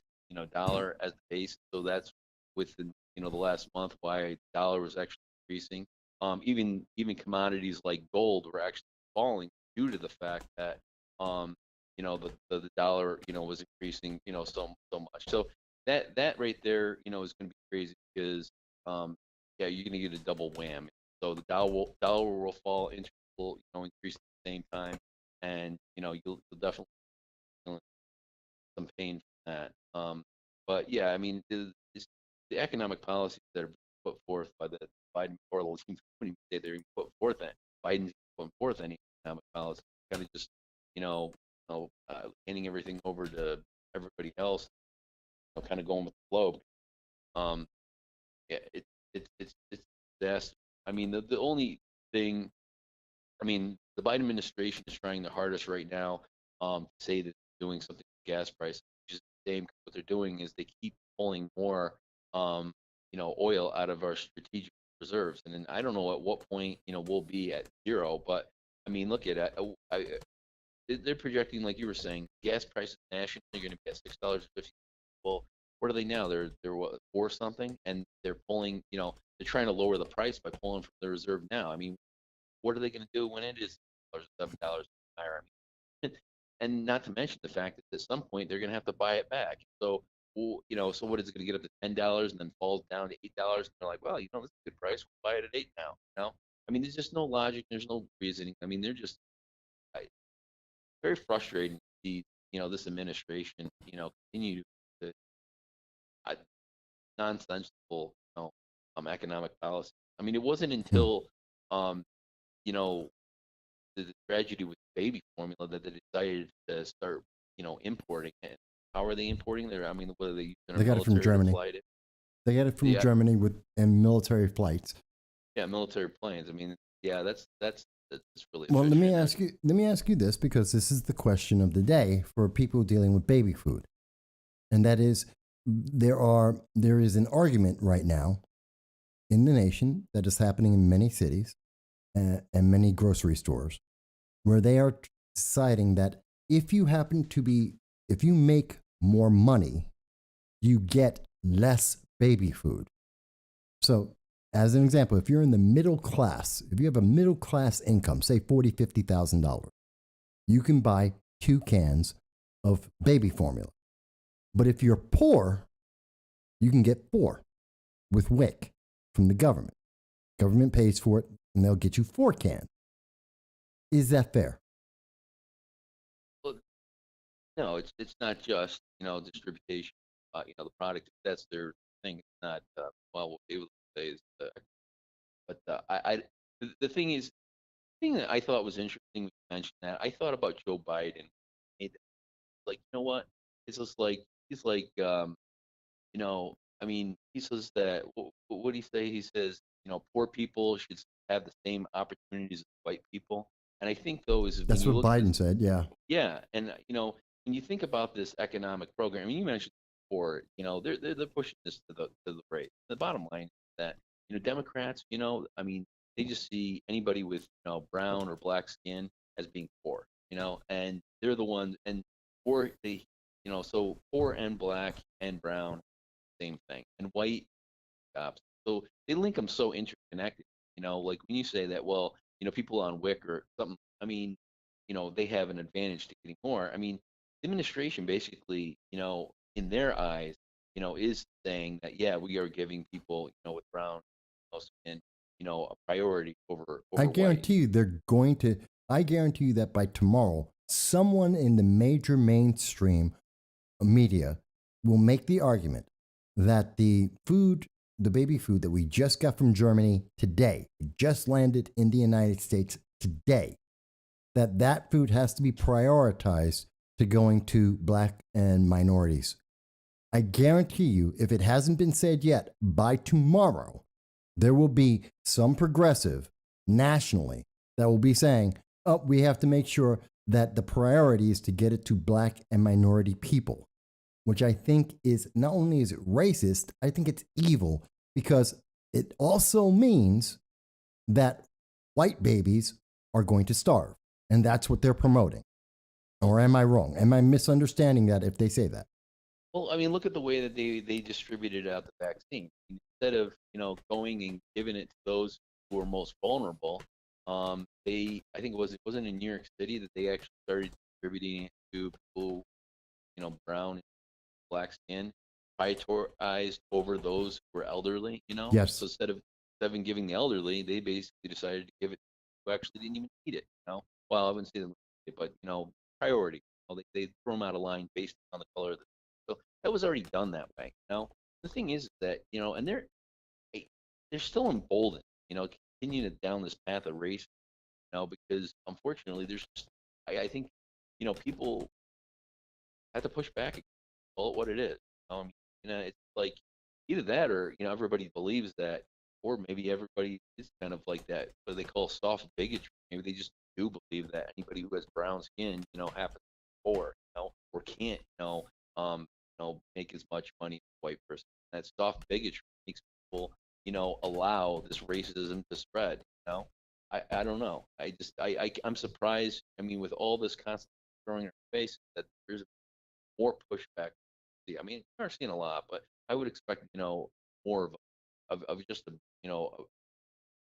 just calling it what it is, and just being racist.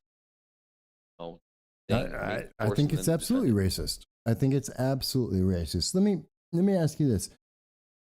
We already see that in our community, in my community, southern tier of New York, there is a gas station that has already put up that they will be selling gas for $10 a gallon. Do you think that's going to help or hurt the economy? At the same time, in the fall, when the food shortage that the White House has already announced, and it seems that there is no plan, and if you know that there's a plan for food shortages from the White House, please correct me, but I've yet to see it. Do you think that's going to help or hurt America? Russia. I don't even know what's happening. I don't know the game plan. I don't see. The thing is that this economic problem that we're in really never been before, because this was self-imposed. I mean, first we shut down the economy completely, cut everything out. Then we inflated, the economy with tons of money, and then on top of that, we actually not only did people were encouraged not to go back to work because they had all this extra money, but then they're pretty much forced not to go back to work because every time their kids got sent home from school because COVID, they couldn't make any sort of executive decisions to actually get these full-time jobs that they were once in. And so I remember one of the big things that I saw Arthur Lather was talking about. He said, look at you have to have people showing up to go back to work, because the inflation is going to be based upon showing up and then going into that and then seeing how that works out. But the bottom line is that we still have numbers that are under pre-pandemic. We have less people in the workforce, yet we have far more money circulating out there than before. And so you don't have products moving, not manufactured, and we're hurting. And so the only solution that the government's have, or the Fed will do, is increase interest rates. And that is the problem. Is that usually is a solution to the inflation problem. The thing is, the way that money was distributed during this pandemic, we printed way too much money. Yeah, but it's not only that we printed too much; it was the way that it was distributed. Because the thing is that when you go now to increase interest rates, what you're essentially doing, you're trying to pull that money back from out of the economy. The problem is that who's going to get hit first? But we're losing people on this because we're talking about the math. Well, no, I mean, I'm making it simple. I'm just saying, though, is that the weakest link are the ones who are going to get hurt, the hardest and the longest. And the thing is that it will take a very long time, for the actual money to get sucked out of the economy. Meanwhile, the weakest, the poorest people are going to get so much harder than they ever have, pretty much in history. Already are. When we have the food shortages, and people need to, that's why we've been saying since February, correct me if I'm wrong, on this channel, I've been saying since February, if not January, that people need to buy about 10% more food. Because when we get to the fall and the food shortage we've been promised is going to happen, the price of everything is going to be so much higher that even if I'm wrong and there isn't a food shortage, the cost of the food that is around is going to be that much higher. And it's as simple as, if we're looking at $6 a gallon, that means every truck in America is going to pay that much more to try and take that food, that clothing, whatever it is, to the store nearest to you. which means you're going to pay more for it. And the people who are going to pay the most are the poor people who don't have the money, and it's eating away all their money. I mean, am I wrong? And is that not the simple way of looking at it? Yeah, it is. I mean, it is. I mean, the bottom line is the cost is more expensive. The question is that what's going to cause the greatest amount of inflation on will be the gas, for trucking costs, or will the fact that we have massive shortages in production. I mean, we don't have the fertilizer we need, and freaking between the fact that we're producing more soy over corn and other products that require more fertilizer. I mean, we're gonna have massive shortage, and then on top of that, you've got the Biden administration doubling down on the ethanol, and now sucking out all the freaking you're taking all the fertilizer and all the fields of corn, and then basically pumping them into the gas tank rather than making that something to fill the shelves. And people are starving and they're wondering, well, would they rather have ethanol? Sure, they'd rather, but it's a joke. And I think though is that the anger that people are going to have, I mean, they're going to answer and hope, this is the problem though, Mike, that when you're saying that people are getting lost in numbers, granted, I'm not the best communicator of ideas, to make it very digestible for people. But the bottom line is that it's these very complicated, ideas. People need to have a basic understanding of them, so basically they can navigate, through the political process, because they have to understand who they're voting for, what their political positions are, and what their economic, plan is. And if you don't have a basic understanding of something with the economics, then unfortunately you're just going to be led down. The first guy that says, "Here, want a loaf of bread? Vote for me." That will be the bottom line. They don't understand economics. They don't understand, the way that the world works. Like you said. Hang on. I gotta mention something.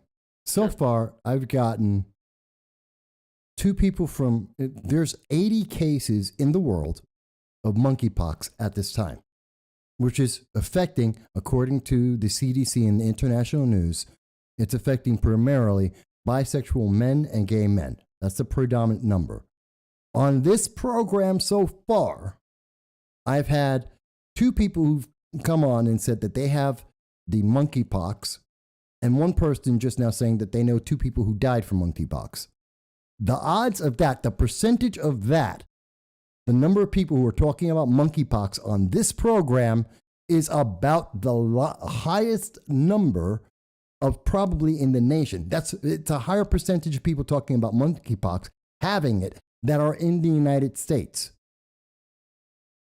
So something is happening that this channel is getting targeted about monkeypox. Well, I mean, you did have your title say, "Do you fear monkeypox for Biden?" And I think the combination of both of them, they're like, you know what? I died of. No, I just find it interesting. Either we are getting the majority of people, or one of the largest percentages of people who are being affected by this around the world, or something else is happening. But I find it quite interesting. You might be trending now. That's really good. Getting some. Not according to the numbers that YouTube's giving me right now. Yeah, they're lying to you then. Because if somebody's mentioning monkeypox that's never been on the channel before, then you're trending on YouTube somehow. Okay. I just wondered if anyone else noticed this. New to me. Yeah, I don't know. The monkeypox, I think it's a joke. I don't. No, I won't say that. But let me do this. Let's get one of the people from England to come on and try and tell us about their experience right now. Okay. Since I don't mean to cut you off, but this is supposed to be the next biggest plague on the earth. That's what Biden is making it out to. He's saying we all have to be concerned about it. Let's get them on. All right, sounds good. I'll talk to you later. Okay. So, folks, for those people, I'm getting several people from England. I know it's a bit expensive for you guys, but the phone number is 607-242-1582. If you're in England, and I'm suddenly getting, right now we're being told that almost, almost 5% of people who've got this around the world are talking on this channel right now. So if that's the case, I want to hear from them. If we got 5%, if the numbers, if it's accurate in what I'm seeing in the chat, that we could have almost 5% of the people in the world that are being affected by monkeypox, please call in. The world wants to know. I want to hear your firsthand experience. We had one gentleman, I think it was Tony, who was just on and said that he got it and he doesn't know.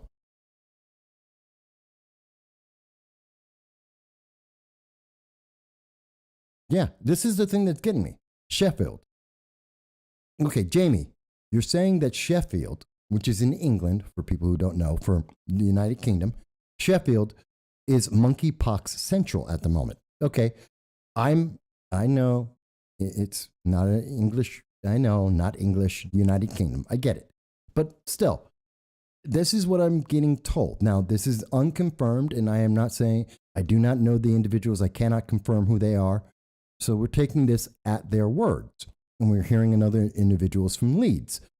So we have, and I'm asking you guys, and perhaps you can only type, but you can call in, that, let me ask you, where did you get it? The media is telling us that the leading cause right now is individuals who are gay or bisexual. I'm not asking for your sexual preferences, but is it different? Are you getting it from other sources? Is it more? Are there, someone's saying that there's more people. How many more? Is there any way that we can find out? Are there doctors who are saying that? Is there a doctor that I can contact to confirm that? Tony says he hasn't had sex in 3 years. Okay. And I understand how that goes. There are dry spells for us all. Fantastic. And that's what I'm trying to understand, because according to the news media, and again, I'm not picking on anyone, and I'm not trying to make fun of this, but I'm trying to understand, because they're telling us this is a major, massive problem, and they're trying to tell us, according to the news media here, and this is from NBC News, and you can see it's also from Politico, that this is how they are describing it. And this is how they're describing that it's moving around the world. These are their words, not mine. This is from May 19th from Politico. It's on the screen right now. So if it's transferring some other way, that's important for people to know. But considering the nature of the disease, which in the United States, the last time that it was affecting people in the United States, it was because of, and the illness was first identified in 1958. It's a pox-like disease, and it was in monkeys. The first person to be with a human infection was in 1970, a 9-year-old boy out of the Congo. This is from NBC News. Now, it does affect people in the Congo, where there's 6,000 cases, and in Nigeria, where there's 3,000 cases, so 9,000. In 2003, the last time, one of the biggest cases in the United States, 47 people were affected because of animals. It transferred from prairie dogs, and that's because it went from animals in Ghana to prairie dogs. So is it being transferred by animals? Let me ask you, Tony, Scooter, Jamie, you guys got pets? Is it being, maybe it's being transferred by pets. Has anyone asked you, do you have pets? Because maybe that's it. Because it would seem that it's an immune system or transferred by animals to humans. So let me ask. Because this is what we're being told from the media. You guys say you have it. I'm just trying to understand how. Any kind of sex would transfer it. Any sex would have it. So understand, it could be transferred. Now, people say, well, it's a gay thing. No, it's not. If one bisexual person has sex with a straight person, and then you have sex with that same straight person, it's been transferred. Bisexual man has sex with a straight woman, or even a bisexual woman, doesn't matter. That woman then has sex with a straight man. It's now gone from bisexual man to a woman to a straight man. So it's not sex. It's not the type of sexual preference. It's the fact that you're having sex, which is exposing skin. So one of the individuals said, no pets. Another one neighbor has a cat. Could be animals. But here's the thing I don't get. It's not something that normally transfers around the world. It's been around since the 1970s. It's been in the United States before. So why are they freaking out now? What is different this time? Why should we all be terrified this time? And I'm not laughing about it. I'm not trying to make fun of anyone. That's never the case. I'm trying to understand, because it sounds like they're trying to make it more of a threat than it is.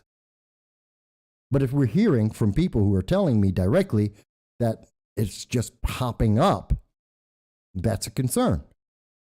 But that's not what they're saying in the news media. That's not what the news media is telling us. So, how did this transfer? And by the way, I am highly limited in what I can say because I'm not a doctor. I'm not a scientist. And this is YouTube, the social media. So I'm not pretending that I am. But I'm trying to understand this because right now, live on this program, we are being told from people from the United Kingdom, as best as I can tell, this is their word, that they are telling us they're in the United Kingdom and that the main system of transmission that we are getting from the mainstream media isn't matching up. The concerns that the mainstream media is presenting to us isn't correct. Okay, then something is wrong. Something is missing in this information. And I think that's scarier than the monkeypox itself. I think that's scarier than anything else, is that it's not matching up. The information's incorrect. And it's happening at the same time that we have a liver disease that's affecting children. Now, everyone in the audience, you can read the comments. You can make up your own mind about what's being said, but I'm trying to make sure that we get as much accurate information as possible. The only ways of transmission that I can see that are being mentioned that are common by the mainstream media, animals and human transmission based on contact with skin, which would be sexual contact, sexual transmission. Predominantly right now it's affecting bisexual and gay men, but that doesn't limit it to just them. Again, bisexual men could transfer it to heterosexual women, which is why we say, and we said earlier in the show, be more picky on who you have sex with, but also be more careful who you're in contact with. So something doesn't sound right. So something is not making sense. And if we're being correct, and if individuals who are telling us, so individuals who are watching the program in Leeds and in Sheffield may want to take extra precautions. Speak to your local medical professional to get better answers and to be sure of what are the current concerns. In the United States, one person.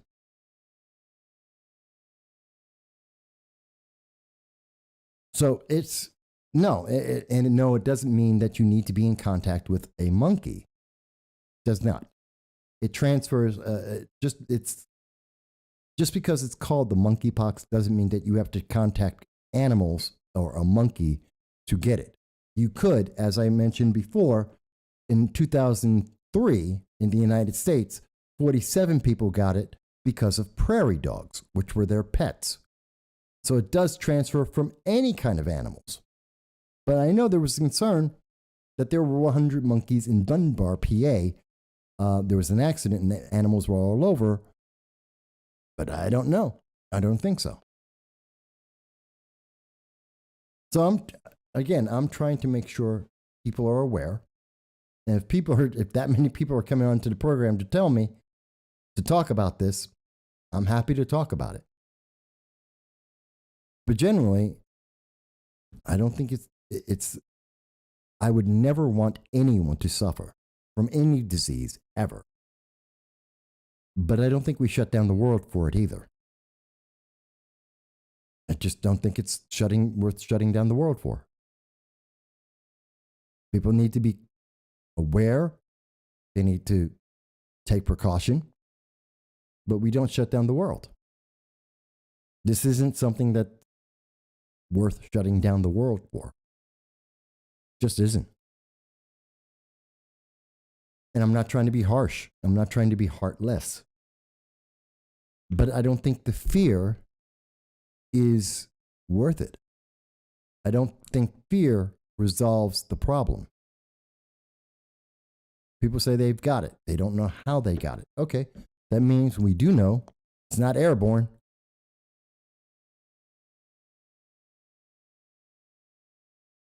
Yes, Scooter. Scooter's mentioning that there are 5 people in the ICU in Sheffield that have the boils, which are part of having monkeypox. It's like smallpox.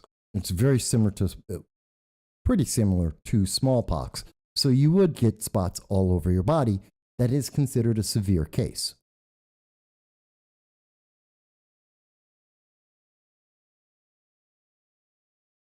So Dow says that there's a consensus that it was tainted bushmeat in Nigeria, then infected 2 people who went to a fetish festival locally and carried the virus away. Okay. Could be.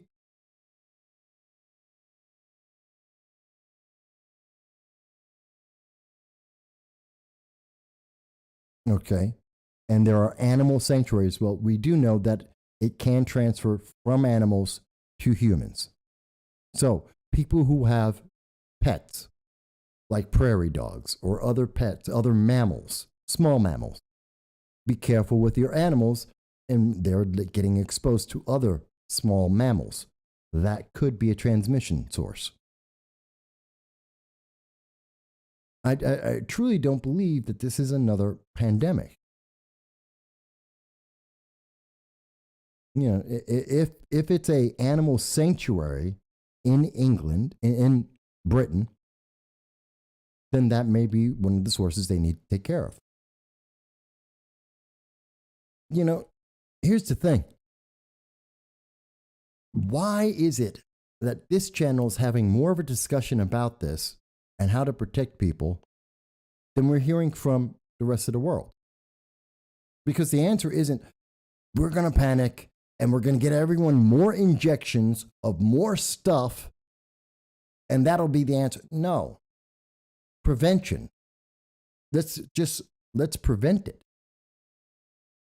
Let's just lock down the animals, test the animals, limit exposure, and people be more careful who you're having sex with. Based on the information we have right now, locking down the animals, testing people in the immediate area of those animals, and people being more careful who they have sex with, according to what the information is in the world, that would actually resolve it pretty quick. And we don't have to mandate more shots. And it doesn't have to shut down the world. Because fear isn't the answer. I mean, that's the way I see that. Doesn't that make sense? Rather than having more fear, rather than trying to have the government usurp more power and saying that they have to lock down more countries and that more people have to be mandated to get more vaccines. Because think about it. If the United Kingdom, which has a large number of the cases, if they have to shut down again and the United States shuts down again, do you think that's going to help the world?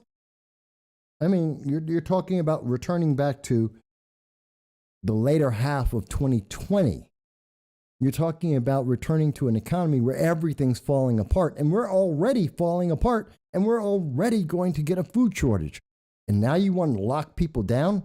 Because that's what it sounds like they're trying to get to. And mandate people to have more vaccines on top of that. How's that going to combine with the mandated vaccines that are being pushed out there right now? Has anyone done a study to see if you can get the smallpox and you get the current mandated vaccine, how they're going to work together? That's a scary thought to me.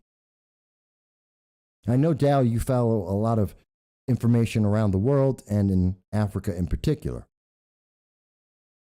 So yeah, I think there's a lot of misinformation. I'm not trying to add to it. Hey, Agent Black.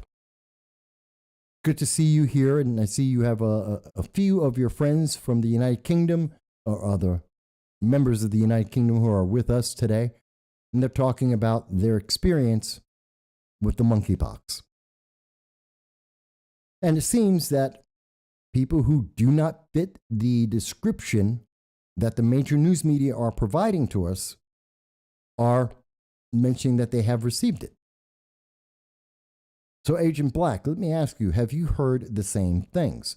That in Sheffield and Leeds, that there are larger concentrations, that the numbers are higher than what is being reported by the news media at the moment, that there are at least 5 people in Sheffield who are in the ICU. Are you hearing that too, Agent Black?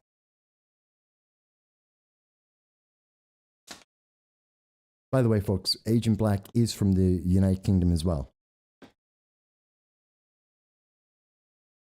I understand, Mike, and a lot of people will get panicked right now and they'll freak out and they'll go, oh my God. No, the answer isn't to freak out. The answer is to try and isolate and determine what happened. Because we know a lot about this disease. It's been around since 1970s. We know how it gets transmitted. It's been in the United States before. This is something that we have beaten many times in the United States, in the second world nations, around the world. Yes, it's a problem in the Congo. It's not really a problem everywhere else.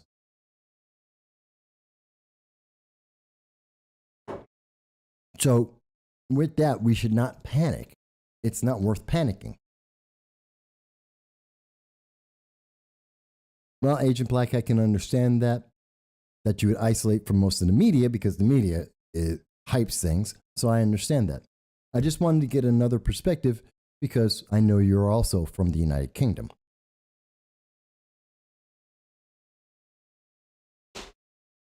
But right now, this is maybe one of the largest groups of people theoretically on the internet at the moment talking about monkeypox, who have monkeypox. Now, rushing concussion. Okay, so we've got a few very new faces here. Abortion is a big issue. So we have a lot of new voices from overseas, which I am happy to have. But let me say again, this isn't something to panic over, folks, even as we're hearing from other people. Because the answer is take precautions. Take reasonable precautions. Don't panic. Be aware of being in contact with your medical provider. And take reasonable precautions. Less contact with people's skin. Less unprotected sex. These are a couple of these things. Be careful around small mammals and where your small mammals may be going, whether it's a dog or a prairie dog or pet monkeys or anything else.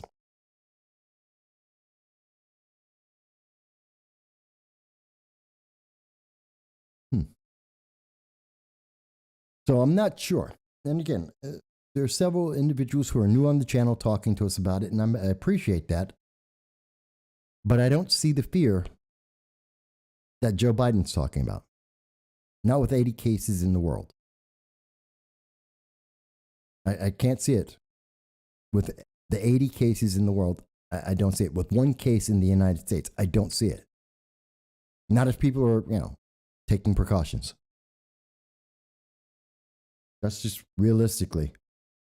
If you're being careful on who you're having sex with, if you're not around small mammals, if they're not running around in the wilds, you're a lot better off. And it would make sense that the strain would trace back to Nigeria, which would be next to the Congo, where it is somewhat common. But I don't see this as being a worldwide panic. That's the last thing anyone needs to do. And the answer isn't, I don't believe at this point, the answer isn't go around the entire United States and pumping people full of more vaccines, like for smallpox, and locking down the nation. I just don't see it as the answer. And that's what I'm worried about, Mike Bowie. I'm worried about the United States and other countries around the world, because now Canada has to worry, because they have at least one case as well. So is Canada and the United States supposed to shut down because there was one case? What if there's one case of Ebola? And there probably is at least one case of Ebola in the United States right now. We're supposed to shut down for that? It's fear.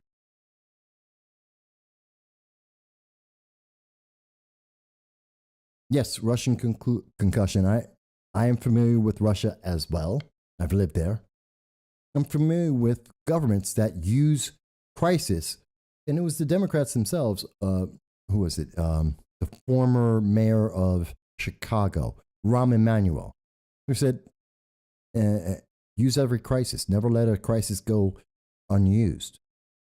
So, again, this makes me think the fear is the thing. And again, it goes to, what are they going to do? They're going to say, all right, we're going to use the fear, so you have to use mail-in ballots. And we have states like New York State where we have seen documentation of so much corruption throughout the state government, where they've changed the lines, they've lied about the census numbers, that we have them fighting amongst themselves, the Democrats. They control everything. We have a corrupt governor. We had a corrupt governor. We had a corrupt lieutenant governor immediately afterwards. With so much corruption, do I trust that they're going to tell us that we need to panic about this and they're going to use it for the elections? That's my biggest concern. That honestly is my biggest concern. Maybe I'm wrong, but that is my biggest concern. And I've shown the evidence of why I believe that on the show previously, and the links will be in the description at the end of the show so you can see it for yourself. That's what I'm thinking, folks. Because we're told gun violence is the number one. No, gun violence isn't the problem. Gun violence hasn't really changed. The numbers are pretty consistent year over year, especially in New York State. And if anything, New York State has made it clear they don't know the solution. They told us the solution was the New York Safe Act. They told us it's magazine bans and bans on the cosmetics of a gun. We were told that red flag laws would solve it. We were told that ghost gun bans would solve it. Well, we just saw a month ago a black supremacist prove them wrong. A white supremacist just proved them wrong. And another psycho today proved them wrong. It's none of the things that they're telling us it is. They don't understand the problem. It's just that simple, folks. They're telling you to believe them, to trust them, that they have the answers. And yet, on this program, since the beginning of this year, we have easily been raising up issues. We've told you about the crisis financially. We've told you about food shortages months ahead of the government saying that. We're looking at this. They're not answering the problems. I'll make it this simple for you. What is Joe Biden's solution to the food shortage that the White House told us about last month? They don't have one.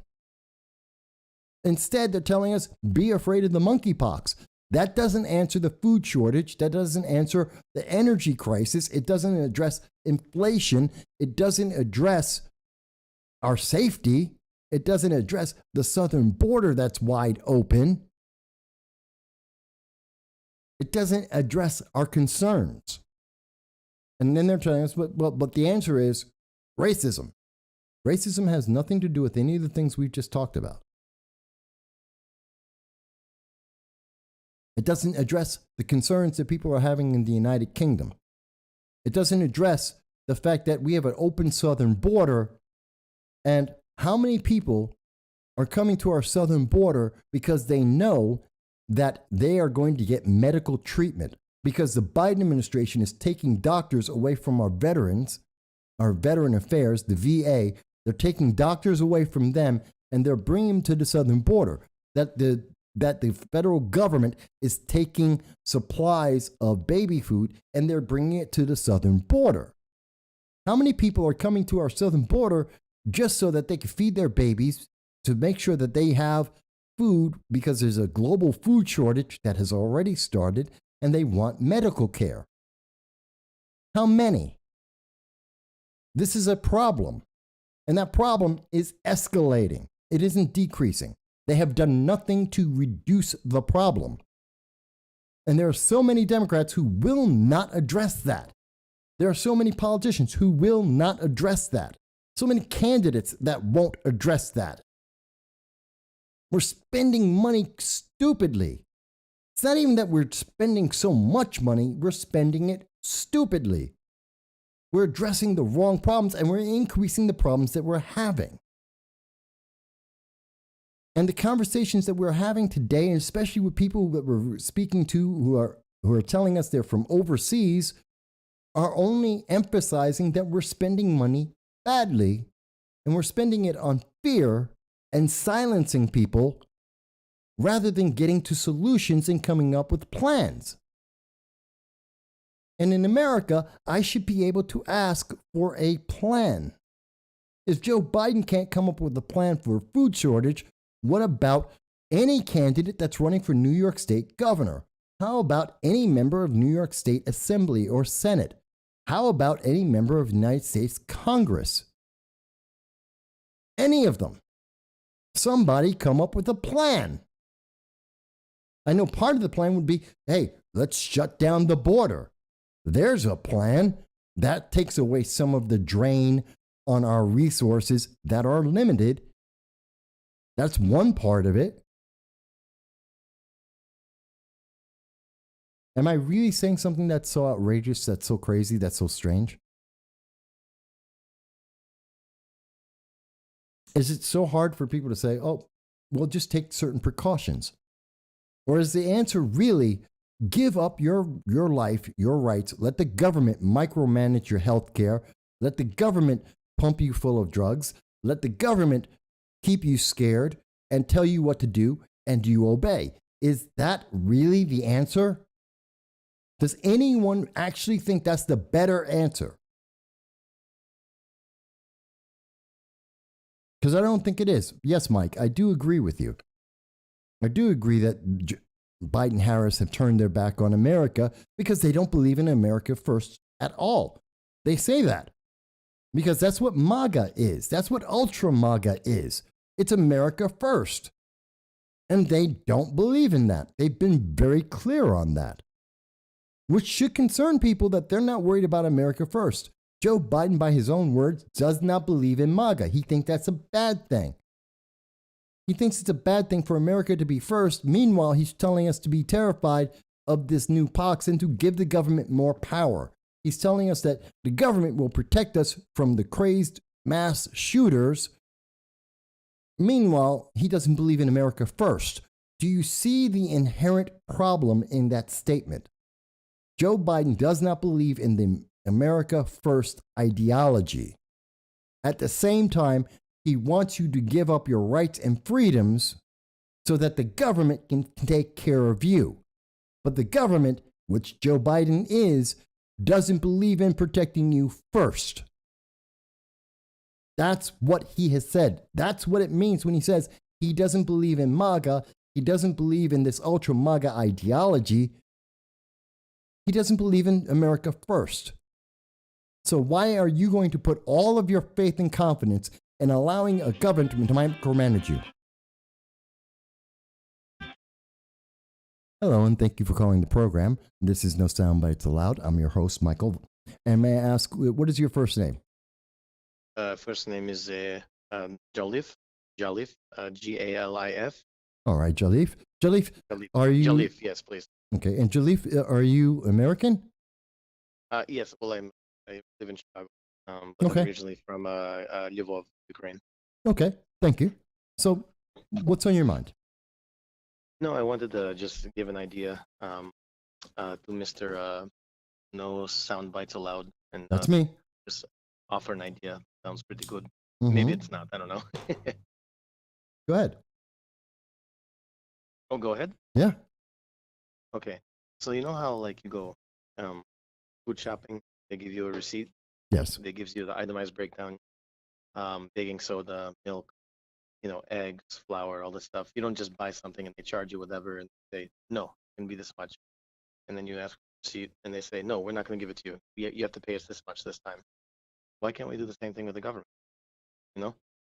Like, for example, if I pay $10,000 in tax, 10,000 is a pretty even number. Are you there? Yeah, I'm listening. I'm listening to you. Yeah. You pay 10,000 in tax, right? Pay Yeah. 5,000 for the military. And again, numbers are arbitrary.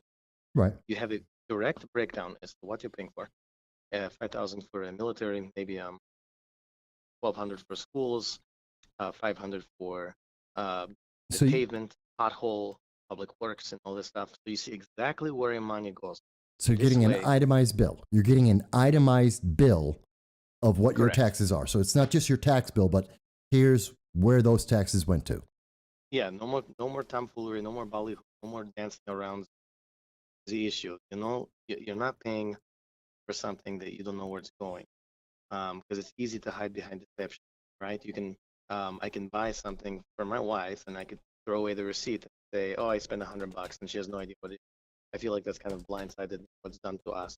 Now, whether this will ever happen, probably not, because they want to hide behind, deceitfulness. But I think that's a good idea. I don't know. Maybe it's a terrible one, but I think that's full transparency, and you can see, okay, this is what I'm paying for. And if you don't like it, we the people can call, we the people can talk to a local government and say, what is this? Right. If they're Why are we spending paying this? too much money on, say, I don't know, education or on abortion or military, whatever it is that you may not Exactly. like, you get to say, hey, let's get a petition, let's get a couple of candidates running for office or whatever, and say, this is too much. We need to change that on the bill. Exactly right. Mhm. And we all have differences in how much we pay in taxes, but that Of can be course. nuanced. That can be a much easier conversation to have the number in front. Hey, you know what? I think it should be 500. I think it should be 600. Okay. Well, how 550, maybe we compromise 550. It makes it much easier, but it's very murky, and I believe it's that way. I think it's that way by design. I'm not sure, but anyway, that's my idea. That's all. No, you make a good point. I mean, you're right.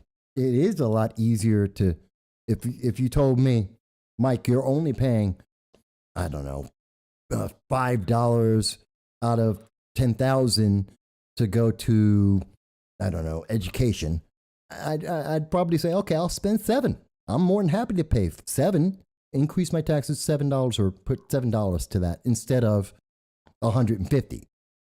Because I don't Yes. think it's being spent right.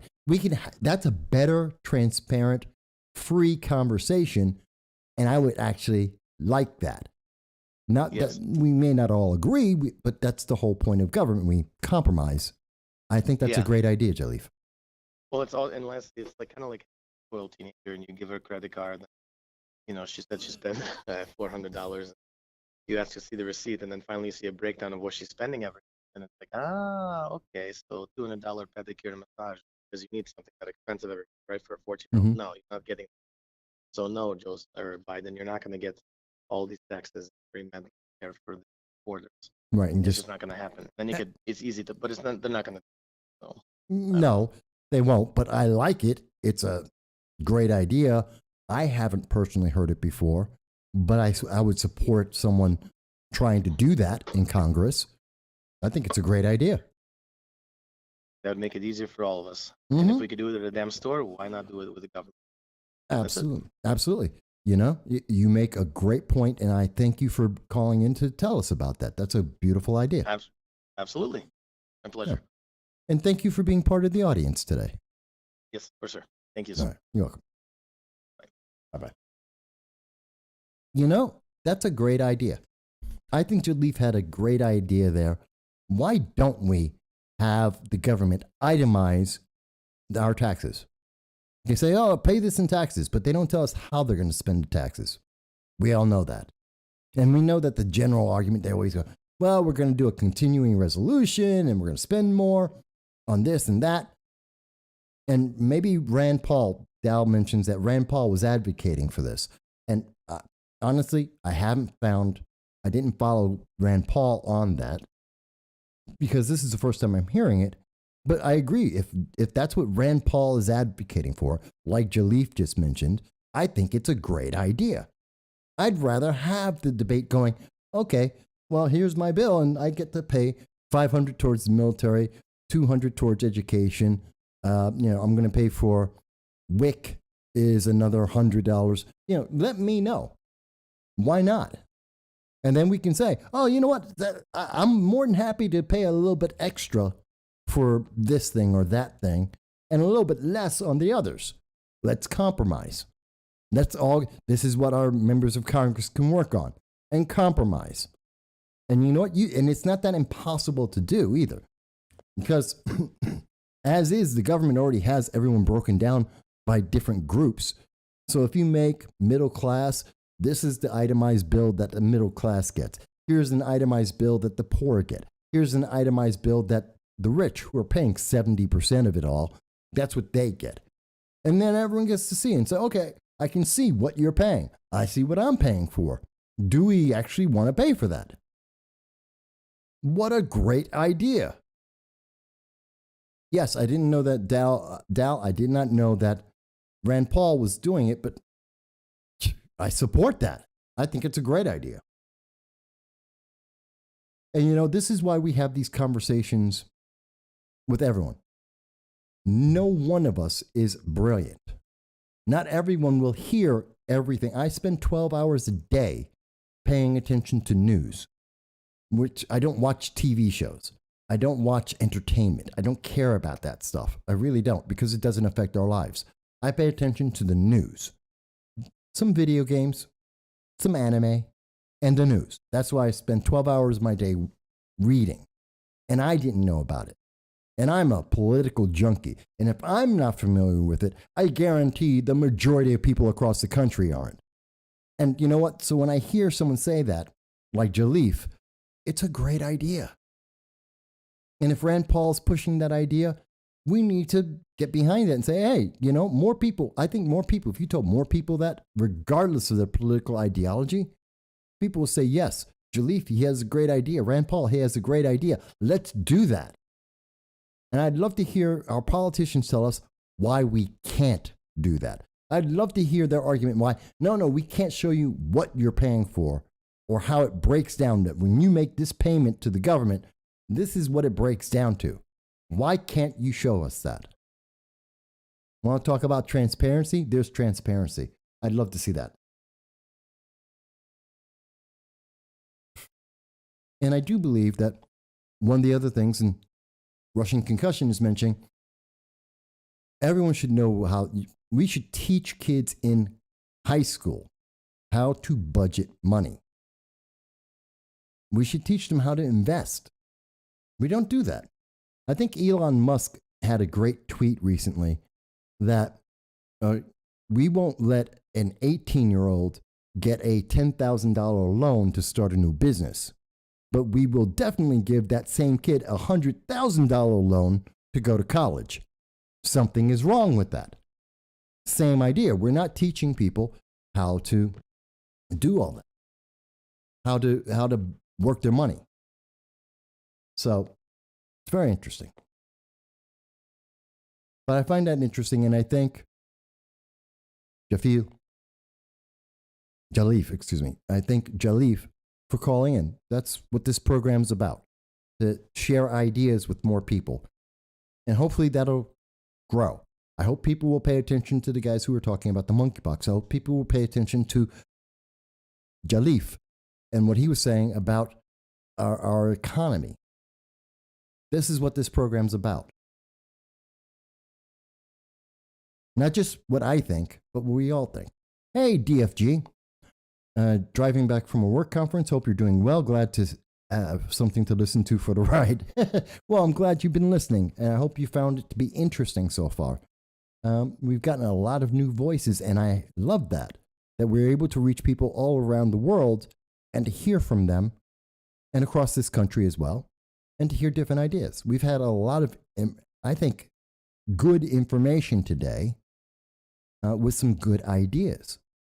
And that's what this program is about, to have that conversation, to express ourselves with the First Amendment, to share our thoughts, our concerns, and to ask our governments to do better, to actually do their jobs, to have a focus and not to be caught up in the silly distractions and the 30-second sound bites, and to have them play us emotionally for their benefit.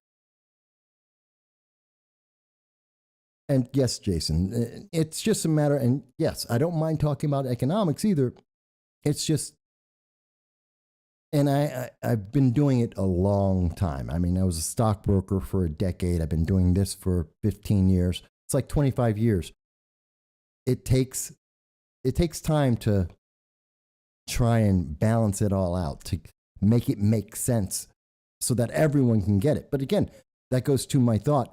Why don't we teach kids in high school how to invest? Why don't we teach them how to make a budget, like Russian Concussion is saying?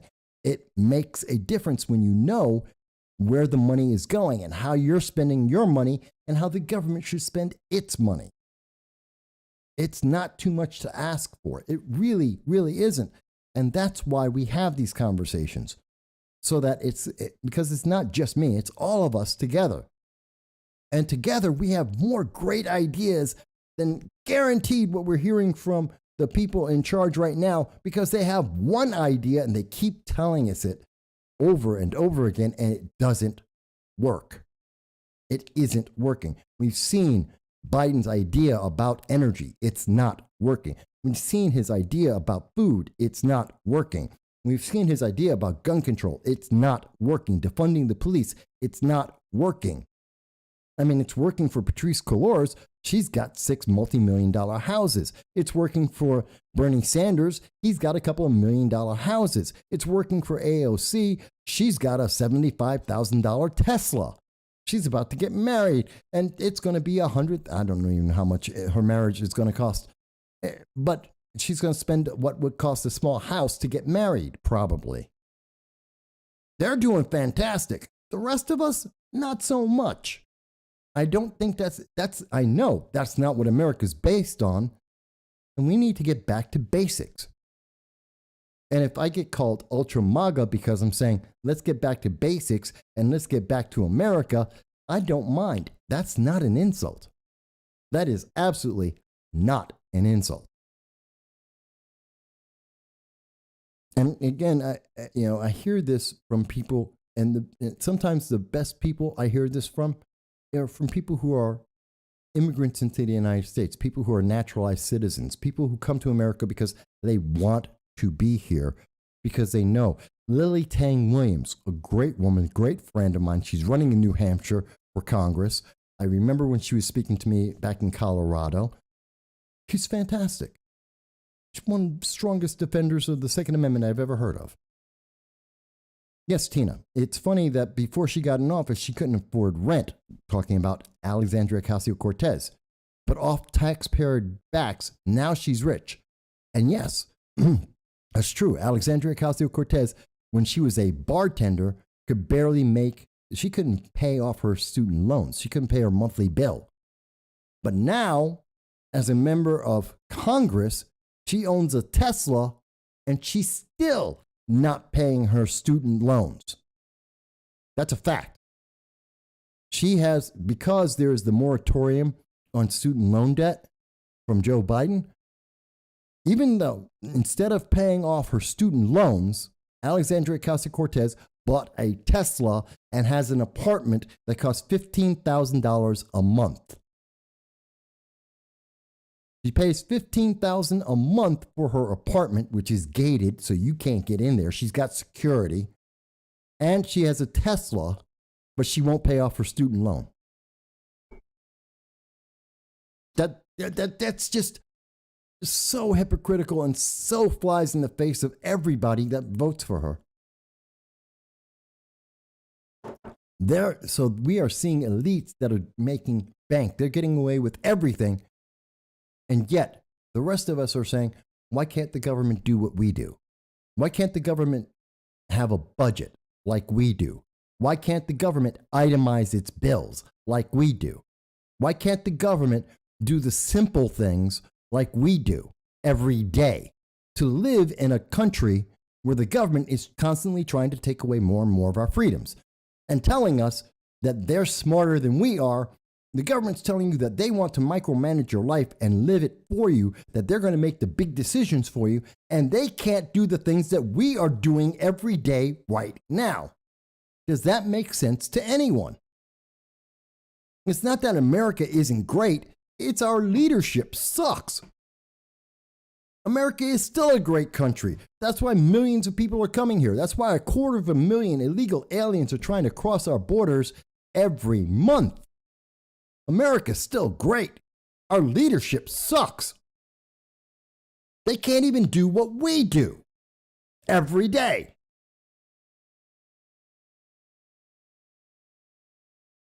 Seems pretty obvious. Russian concussion. I'm so happy that you're here with us on the program, and I look forward to hearing you every week, every Sunday at 2:30 p.m. Eastern Standard Time. I didn't mention this. By the way, folks, if you haven't, please make sure that you like, share, subscribe. Most of all, subscribe so that we're able to reach more people. We're trying to get to 1,234 subscribers. Not a huge number, but it makes a big difference to us, and it really helps us reach more and more people around the world and to hear more and more ideas from different people. And whether you agree with me or disagree, I'm happy to hear your voice. If you have an idea that I am not speaking about, I'm happy to hear your voice, because we believe in the First Amendment. We believe in your free speech, even in governments that don't agree with that. Even when the internet overlords don't agree with that, we do. And we want to hear from you. And we know that the internet overlords are trying to shut this channel down. They're trying to shut our voices off. And God knows they may do it because of this show today. They may try and shut us down. That's why we're on Rumble and Twitter and BitChute and Minds, Telegram. We're on all of that. Why? Because we want to have this conversation with you. And we do that every week on Sunday, 2:30 p.m. And throughout the week, we do videos to make sure you're as informed, because I think that if you're informed, you're not afraid. You're not terrified. So, again, going back to the monkeypox as an example, you're not afraid of the monkeypox if you know, okay, it's may be sexually transmitted. Don't have as much random sex. America, don't have random sex. Select the people that you're having sex with. Check them out first. Don't just jump in the sack with them. And if you have small animals, like prairie dogs or other mammals, be careful with them. Be careful who they're mixing with, or what other animals they're around. Be a little more careful. When it comes to the liver disease in children, know that if your child is under 10 and is showing symptoms that seem like hepatitis, take your child to a medical professional. Let them check. See, the more informed you are, not because I'm a doctor, because I'm not, and it's not because I'm a scientist, because I'm not. It's because I'm an American citizen with common sense, and I pay attention, and I listen to everybody, and I actually make decisions for myself. I don't turn around and go, hey, Joe Biden, can you answer this for me? God help me, no. And I'm not turning around going to Kathy Hochul, the appointed governor of New York, who is so bad at picking her assistants, she picked a corrupt lieutenant governor. I'm not asking her to try and make these decisions for me. But we will see. We will see. And that's what we're here for. But we've been on for about 4 hours and 15 minutes. I know people want to keep having conversations. We will be back next week, Sunday, 2:30 p.m., and we will continue to have the conversation with you guys. And we will look into these things and we will try and let each other know, because we're not afraid when we're informed. We're not afraid when we're having a conversation and we know we are not alone. You are not alone. You are not. The media wants you to feel like you're alone. The government wants you to feel like you're alone. They want you to think that you're just the only one fighting this fight. No, you are not. There are people around the world, as you see on this program, people from around the world that are paying attention. There are people around the world fighting the same fight you make every day, living the life that you live every day with the same concerns, and they want to live well too. You're not alone. That's what this program's about, especially on Sundays. So I will run through Rand Paul, and I do want to check out more. I want to thank everybody who's been talking today. Russian Concussion, Dal, Tina, Jason from Bing, John, Mike Bowie. I want to thank all the new people, DFG. I want to thank the new people who called in everyone who called in, and the new people who are writing from over in the United Kingdom. That would be Tony. That would be Tony and Agent Black and Jamie. And there was another gentleman, Scooter Jackson. I want to thank all of you guys for getting in touch. I know over in the United Kingdom, 7 hours later, like midnight over there. So I thank you for taking the time to be with us. I want to thank everybody who's watched the show, everybody who's had a comment. You guys all make it worthwhile, and I thank you. I hope we get to 1,234 subscribers before they try and shut us down. But until then, I'm going to see you next week. I think it was a great show. I look forward to the next one. I look forward to seeing all of you again. And I'm always listening. Please don't forget to make your comments, even if you're seeing the show after it's live. Write your comments. I pay attention. I try and reach back on everyone's comment. Please stay in touch with us. Until then, I want you to be safe. Be careful out there, folks. And be cautious. Don't blindly trust any politician. I don't care what party they're in. Always have questions. Folks, I will be back, and I'll look forward to your questions next week. Thank you, everyone. Be well.